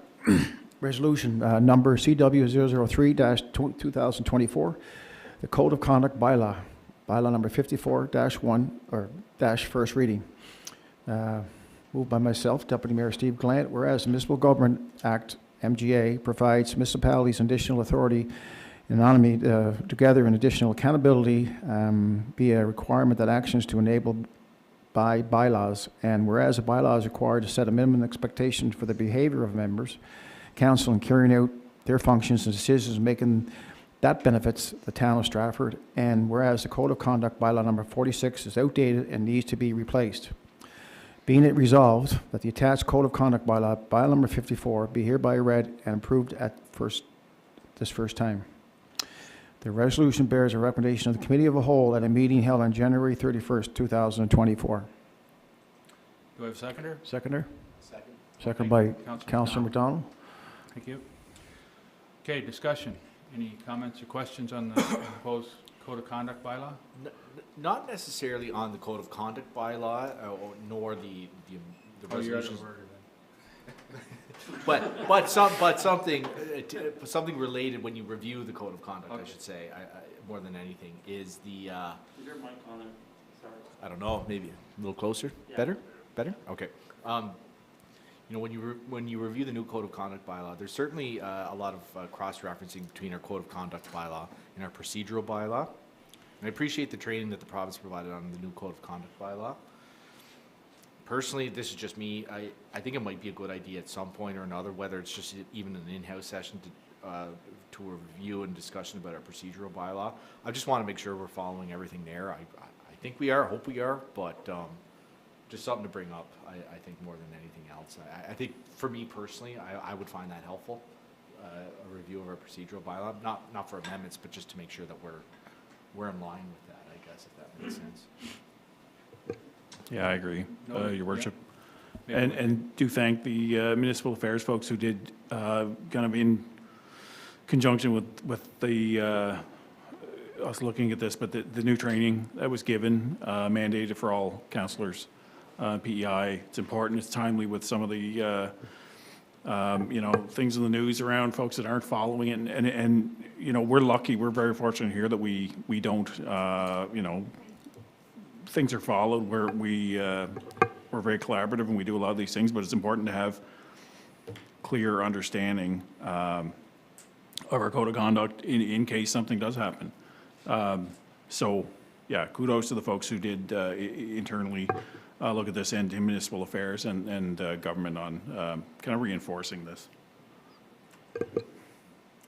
Any other comments or questions?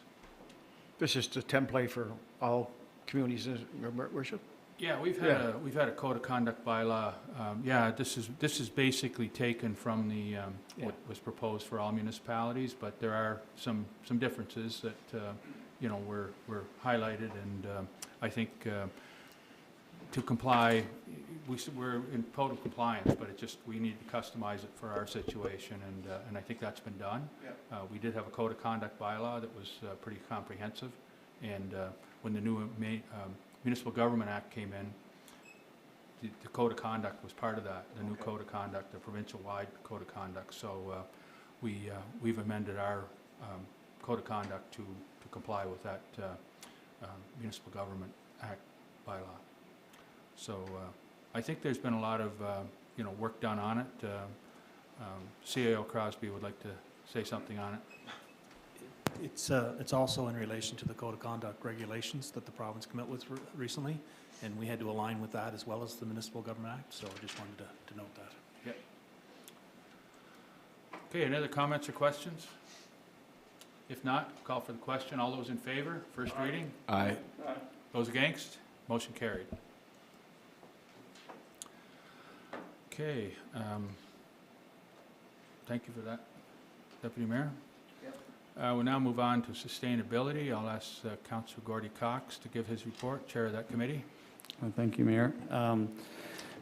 There's an upcoming webinar hosted by the AIM network, who the town is working with on our climate adaptation plan. This is not specific to Stratford, but rather is being held online for residents, particularly for those who municipality has been involved have been involved with municipality in this project, and will provide an overall education opportunity as well as speak to some of the challenges, not only for Stratford, but PEI in general is facing. And I believe there's a link to this on our website. It'll be, I know I signed up for it today, so it is open to sign up for it. And it's going to be next Wednesday from 7 till 8:30 at nighttime. And once again, it will be online, so you can do this from your own house. Please note that the QH Tulip fundraising campaign kicks off on Thursday this week, with orders due by February 29th. And the pickups in Charlottetown is going to be by March 7th. So you can order that. Also, I believe there's a link on our website. So on February 7th, we had our sustainability meeting with our sustainability group, and it was really a really good meeting, I thought. Right now, we're meeting basically bi-monthly, and we had a guest speaker in to talk to us in great detail. Presentation on Stratford's forest management plan. It was a 100 pages report, very, very detailed. And that was Matt McIver, who came in from, he's a consultant, and he's the plan author. He's from Maritime Forestry. And I would basically challenge anyone to find someone who has more information on this subject than Matt does.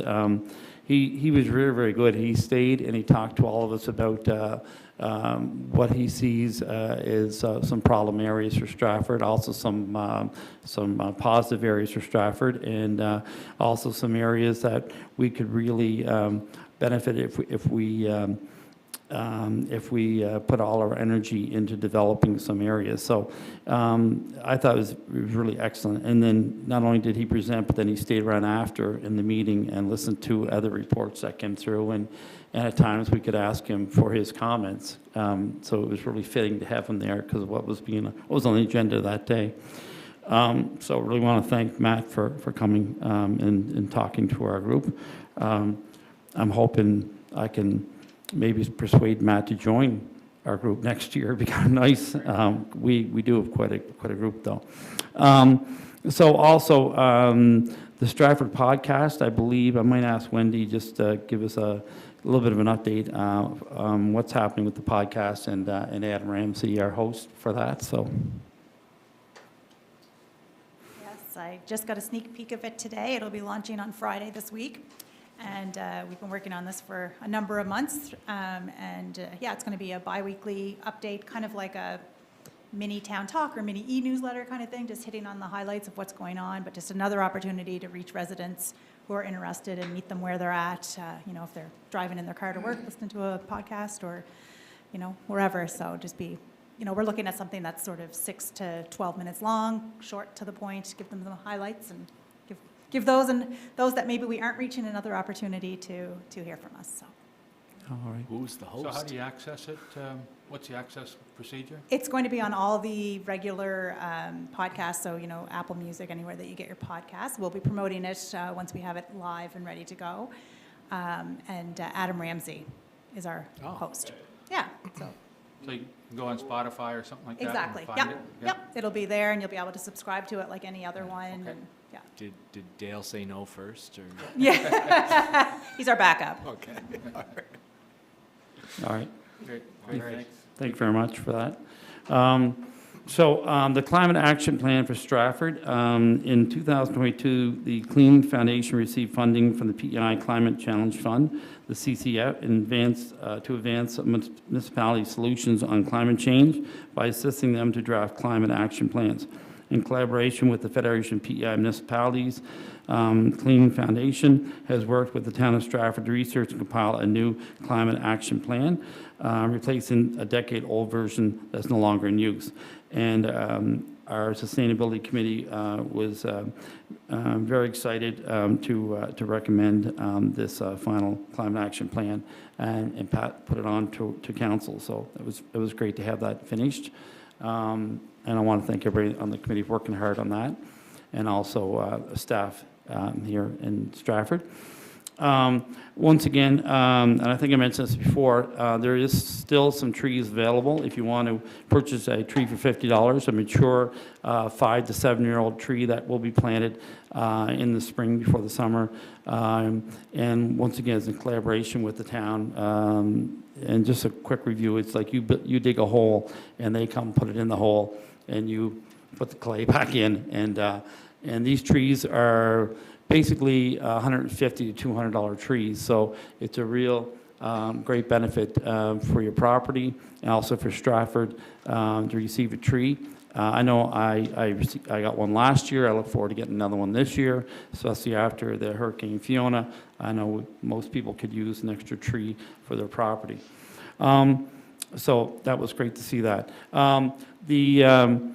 The Canada Greener Homes Grant is no longer accepting new applications. Homeowners who have already completed their online registration and have an application number are encouraged to proceed in a timely manner with their retrofits and will continue to be eligible for funding and support through the Canada Greener Homes portal. So I believe we talked about that a minute ago. So right now, it looks like the Canadian government, as far as the Green Homes Grant is finished, but the government right now is revamping that. They will come out, and they are coming out with a new program that is more based on the amount of money that your home takes in, and also it's looking at supporting the best they can seniors by getting their homes up to par when it comes to having heat pumps or hot water heaters, et cetera, to bring their homes up to grade. So that seems to be the focus for our federal government, and our provincial government's basically falling in line with that right now. So you'll see more of that as it comes out in the next few months. And I have been talking to some residents, and some residents have sent me emails on the last few months. Here's one from one person said, does the town of Stratford have any more grants or incentives for residents to help with the cost of this type of renovations, example, solar or heat pumps and technology? There is some rebates depending on companies, and there is still some rebates, especially when it comes to solar panels.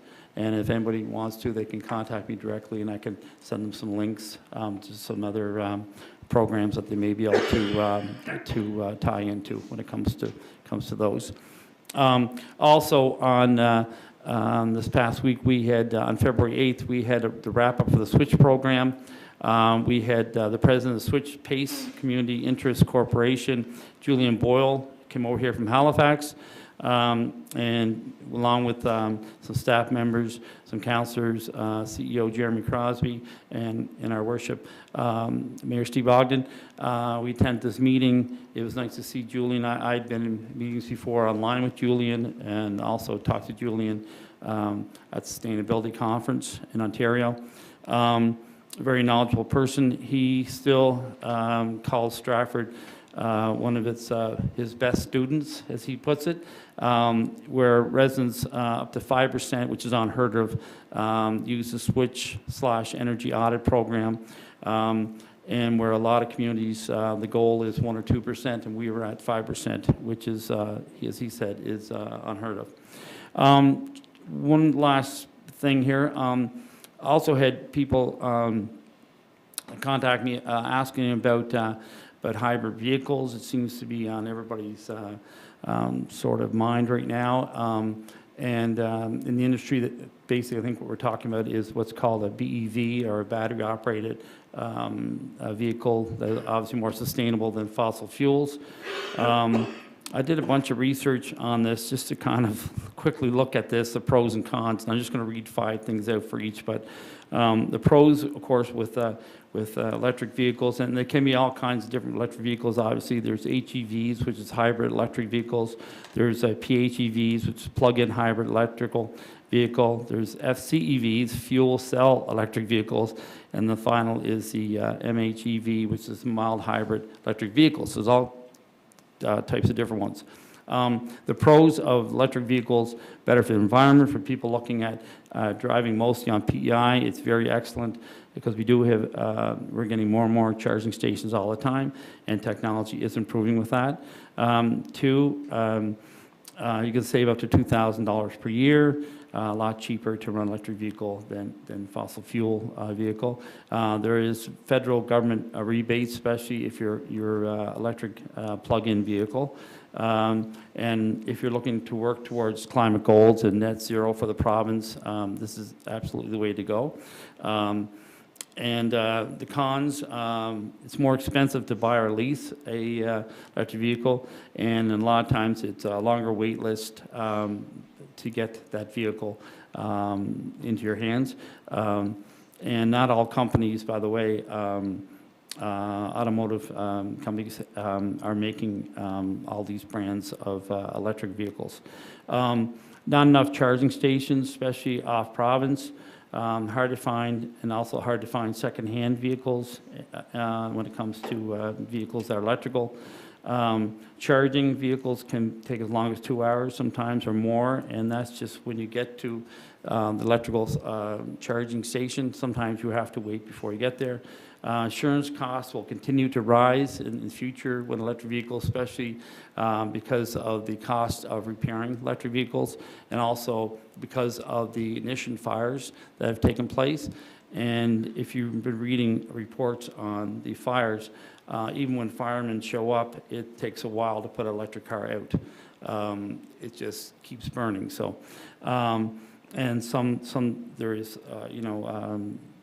there is some compulsion happens. Even when cars are towed away to a junkyard, it may go on fire a day later. And also, the kilometers that your car gets between charges is greatly affected by such variables as if you turn the heat on or turn the air conditioning off, etc. So there's things that are being worked out. But overall, electric vehicles are here to stay, and it's just like anything else. When you first bought a CD player, it was $250, and at the end, they were $19.99, and everybody had one. Now we've moved on from CD players, but I think for anyone that does electric vehicle, most people I have that are friends of mine that have them are very, very happy with electric vehicles, and especially we talk about buses. I think with buses, it's something that you know, if we can get the busing charges and the busing stations and get that you know, where we want to have it, that's a real benefit for any community. So anyway, I just addressed that because I had different people ask me about, I mean, there's a lot more pros and cons, but I just threw a couple things out there, and obviously anybody can do some reading. Anyway, that's basically my report. Oh, thank you for your report. I did want to mention, pass on my congratulations for everybody involved in developing the climate action plan and the forest management plan. It's great work. It really moves our community forward, and it's great progress. So thank you to yourself and to everybody involved in the development of those two documents. They're great. I'd encourage everyone to look at them. I believe they're now available to the public. Yep. Well, I think the 100-page report, we were left we still have copies of that here. I'll leave that. No, they're not public yet. They'll be going to Okay. committee of the whole and then The approved by final council. changes, So yeah, once they have to be approved approval. by council. Okay. Yeah, No, approval, sorry, yes. yeah. No, they're, I look forward to being able to show them to the public, because Perfect. it is something we should all be proud of. Yeah. No, great work, and thank you very much for your report, Councillor. Okay, we'll now move on to Intergovernmental Affairs and Accountability Committee. That's my committee, and I'll just quickly give my report. It was a meeting was held. It meets bi-monthly, as a number of committees do this year, and we met on January 25th, 2024, and discussed a number of things about Planning Act changes that the provincial government is proceeding with that has resulted from intergovernmental contact between the Federation of PEI municipalities. The town also had input, and a letter was written on behalf of municipalities to the housing minister, and as a result, changes have been made to the Planning Act, which is encouraging to see. We discussed the status of our Housing Accelerator Fund application. We're hopeful that we'll be receiving word soon on the results of that application. There was quite a discussion about revenue sharing, and it's been ongoing through the Federation of PEI municipalities and the provincial government.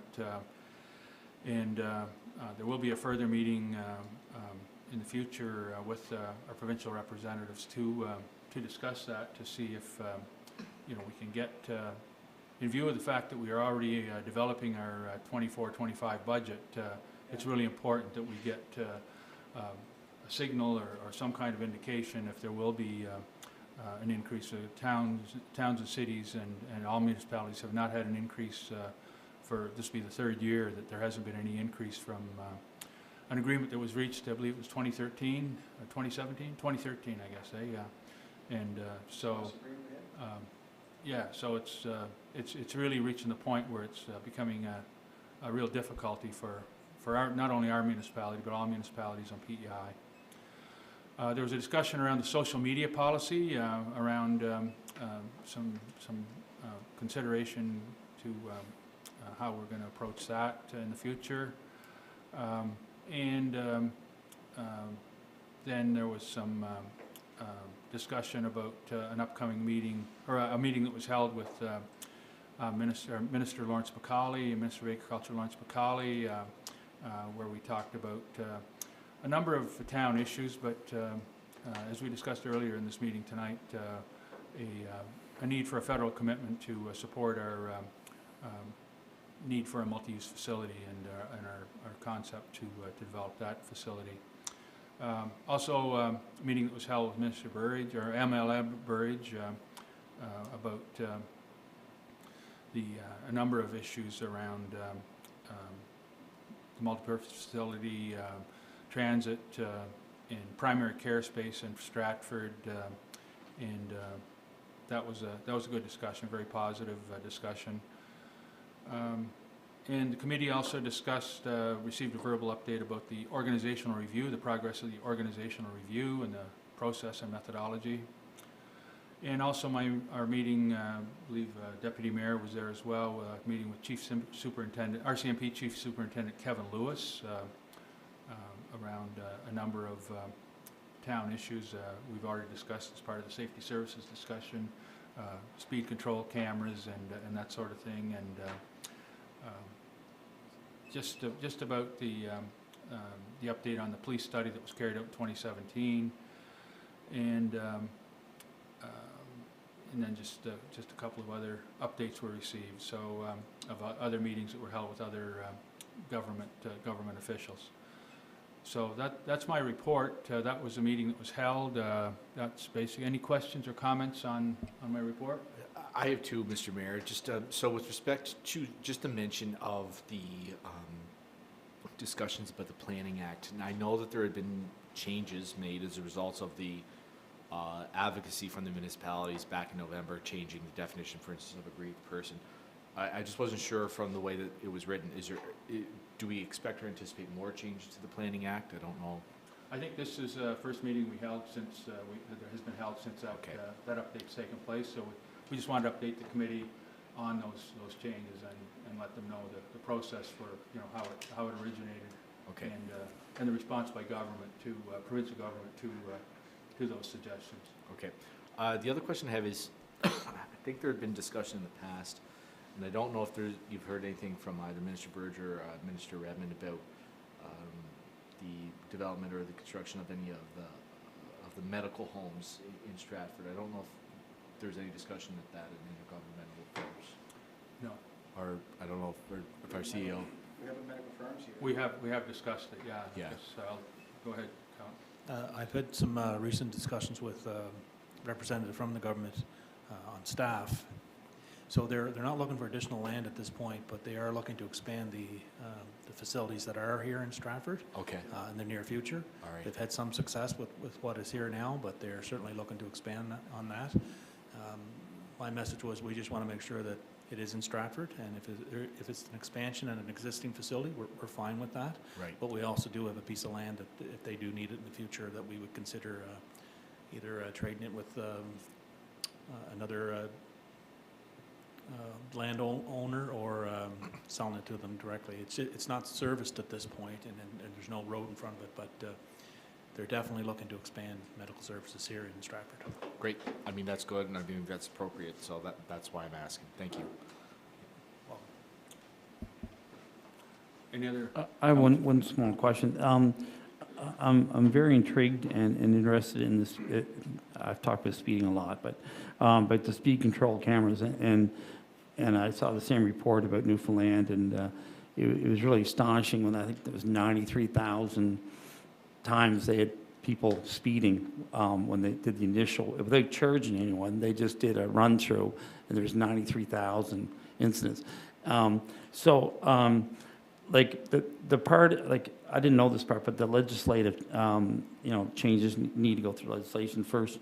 I wonder in Newfoundland, like how, if that was a draw, if that was a delay, or and how much of the delay, and I'm sure you probably don't have the answer right now, but so that could slow things down to a year or more. Like if we looked at next couple months, really going to the next level with this, it could take a lot longer depending on legislative motion to get it through, I guess. Would that be true?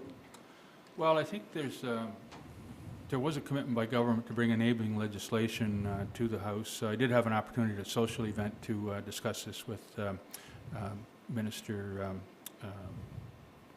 Ernie Hudson at a social event. Yeah, and government's looking at it, and I guess they're considering it. And it's something that I guess is, it is a solution in my view. I think it works in other jurisdictions. It's something we should be really looking at.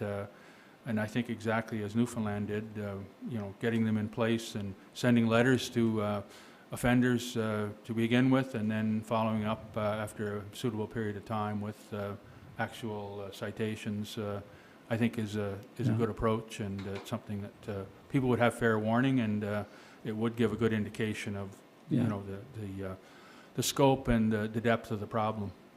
I know, Ted, even Councillor Gillian, Councillor Chandler, you mentioned it tonight about speeding, and it seems to be a lot of times residents will ask you about speeding, or they'll talk about it if they're from Rankin Drive, or they're from Bunbury Road, or Bunbury Drive, or Stratford Road, or wherever, Kinloch, Kepwick, whatever. Sometimes I see people's stories, I'm wondering if they're going to talk about speeding. Like, this seems to be a big issue. I mean, and remember what Corporal Weatherby said about Stratford Road alone. He said 70% of people that they looked at were speeding. Now, some were 5 kilometers over, whatever. But then, you know, I talked to my neighbor who sits in the front of his garage every night, and he said he couldn't tell you how many vehicles did not register on, and I've looked since and didn't see that it happened, but he told me that they were going so fast it didn't register. I'm sure that they did register of some sort, but he didn't see that. But I still think that's a major problem, and in Stratford. We do have a lot of long roads. Stratford Road's a long road, really. The four-way stop after 11 o'clock at night can be just ran through. Bunbury Road's a long road. Kinloch Road's a long road. We have a lot of long roads. And so I think anything we can do, and to me, you know, I think people realize that if you have cameras set up, it doesn't mean if you do 51, you're getting a letter. We can set it where it's at 62. So if you go over 62, then you get flagged. Like I think Councillor Glant, I think, you know, your background's in you know, in policing. I think you would see this if you were a police officer today. You would see this as a positive in 2024, where things have changed, right? Would you say that? Yeah, it's just, I look at them like a Sobeys checkout. They're just, I'm not full of radar. It takes, it's good. It's we never used it, but I never had access to it. But prevention. But it just, it's not. It takes a lot of jobs away too.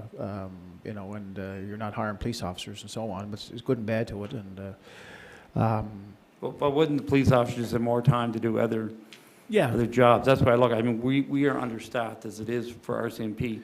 To me, that just gives the RCMP, we do have more time to do other types of policing. Yes, it's just it's a tool. It's a prevention, and with our infrastructure, E-Watch, we can basically move into photo radar.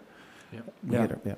Anyways, it's just another topic, and committee of the whole talk about it. Yeah, thank you. Yeah, thank you. Okay, any other comments or questions?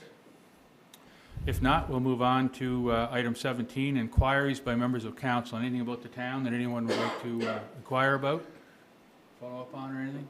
No, just to ascertain those meetings, how important it is, how the where we're at the town. We're currently in budget meetings now, and so on, and the great collaboration we had with the Liberal government federally, and the great collaboration with the provincial government, and just knows this. You just said earlier where where revenue there. We want to know where we're at revenue, and so on. We were looking for an answer, and so our hands tied. So, you know, if we have to wait on, I guess, results, reports from them, and or you know, it's where do we go from here, right? It's the town's growing and so on, so we got to make some big difficult decisions there. So what's make decisions. I mean, that's why we're elected. Make decisions, great decisions, and with the community campus itself, it's a high school, and with the support of the provincial government, and junior high school, with support of the provincial government, Mr. King's government, and but at the same time, with the twin, looking at the multi-purpose facility, we're looking at our kids are playing. We talked about it the last 3-4 years. When council talking about children playing in Croppo, practicing 9-10 o'clock at night, teens and so on, or 12-year-olds and so on, and it's hard for school and stuff like that. So it's just we're just bursting at the seams here, and it's nice to have that. You know, it's bursting at the seams, but we need help, and we need support, and just want to just make it hopefully, I think it'll all work out at the end. It's a very, very important, this budget and moving forward with Mr.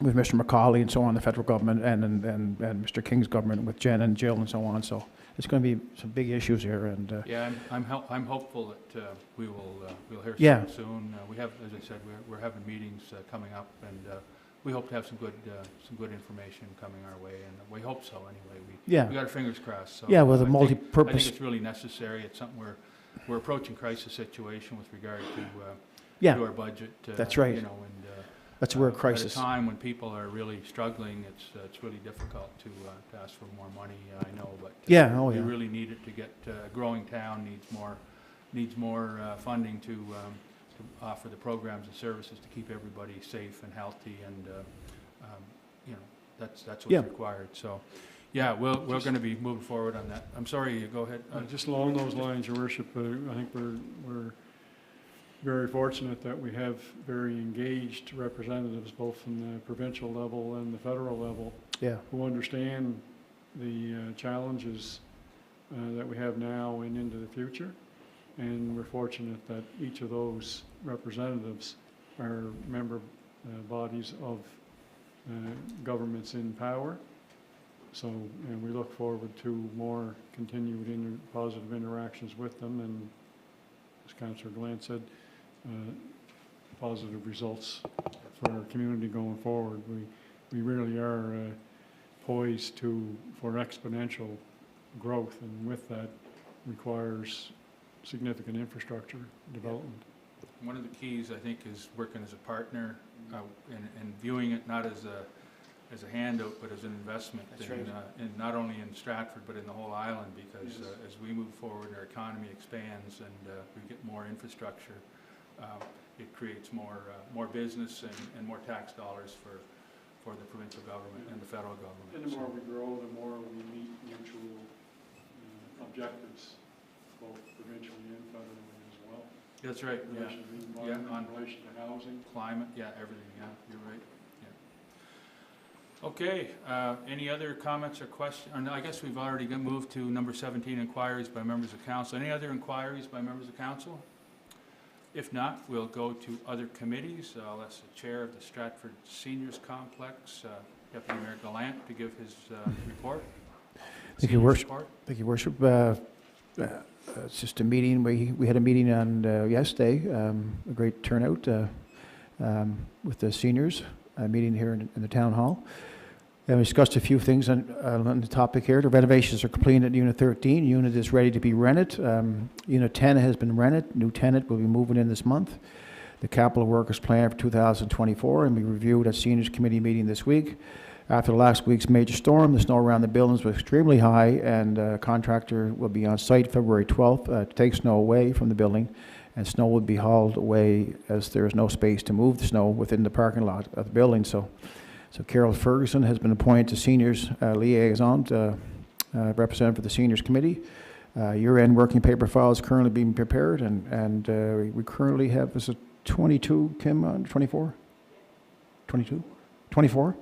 24 on the wait list, so, but great work by Kim and Paulette. It's great comments around the table with our committee members, and it's a great resource for the town, and it's like each room is renovated after, it's renovated after renovated, like it's spotless, like it's upkeep and cupboards and so on, stoves, everything's just, it's just upkeep is fabulous. So it's something, and it's great work by everybody around, including Steve, our maintenance gentleman there, the hard work he puts in, and with the 16 residents, it works out really well. Yeah, it's affordable housing for our seniors. It's limited, but it is. We could probably we can use a lot more. Yeah. We should have a lot more. And we hope Yeah. we have a lot, we hope Oh, we yeah. try to get a lot more. Yeah. Yeah, it's for low income. It's a fit. It's a great Yeah. fit. Any questions or comments for Deputy Mayor Gallant?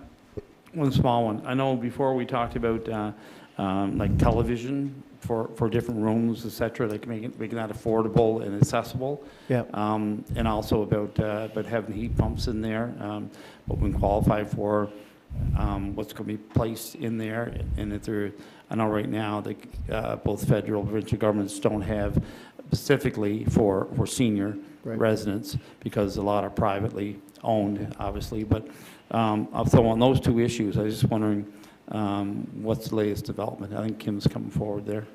Well, yeah, there's conversations being made on you're talking about TV room and so on in the common room and their heat pump and so on. The conversation is being made there now, which you speak, Councillor Cox, and with the heat pumps, Kim can explain that. We have, in our capital budget for this year, we're looking at putting a heat pump in the common area room. And as far as like people having like cable TV, whatever, in the rooms, The cable TV, that's up to each individual apartment. so they can get it installed if they Oh, want yeah, to Eastlink, 100%. whatever. Okay. Yeah, quite Okay. a few of them have cable TV. Yeah. There was a question brought up about if we could get the cable TV working in the common area room. Now, CMHC doesn't, like, it's a federally funded building for, Right. like, their income is, their rent is based on their income. So it's very limited. They don't provide assistance for No, the common area. yeah, I was pretty sure that also. I just wanted to clarify that a little bit, so. Yeah. Yeah. Right. I just had one question in regards to, and obviously, last week's snowstorm was significant, and the snow removal across the province has taken a long time. Do we work with the same contractor when we're in situations when the snow is so high that we need extra removal? Yeah, we have a contractor that does the parking lots, but of course, they have to get all their own contract work done, and then we have an hourly rate that we can call them and get them to do extra work, so that's exactly what happens. Okay, so the area, like the building itself, the entrances, like all of it is totally accessible, and that's a priority. Yep. And then Yeah. it's a contractor that comes back to remove extra, like Yes. banks that are extra high or reduce visibility, turning out and that sort of stuff. Yeah, that's correct. Okay, Oh, yeah, we had some calls on it. I don't doubt it. And that was a real issue in the past, and kudos to you for getting that resolved, because it was something that I know took a lot of work to find someone to be able to do the actual physical shoveling that, by hand that needs to be done. But it's great to have someone in place to be able to do that. Yeah, it's challenging to fill those roles. I think in recent news, and obviously seeing the explosion in Sydney from the propane, you know what I mean? What have you, and then just days before that, the impact of the snow on first floor windows. That was something I would never have considered. Like, that could be an issue, that snow against a building could actually cause windows to break on the first floor. So our person that's on that is clearing all that stuff. It's two separate contractors. We have one person that does the walkways Yep. to make sure they're accessible, and then there's another person that comes to, like, it's a one-level building, so we need to get specialized equipment in to push snow from the building. Away from the building? Okay, thank you. One final thing, if there's snow up past the windows, they don't touch that, that's just there, right? Like, that's not part of their contract to have seniors have a no. view, whatever. All that we are required to do is just, outside each patio door, is just have enough space that they can come out their patio door to stand if there was ever a fire. Right. I'm just curious, in the future, if there's any way we can somehow get a volunteer group together that would go over and just shovel.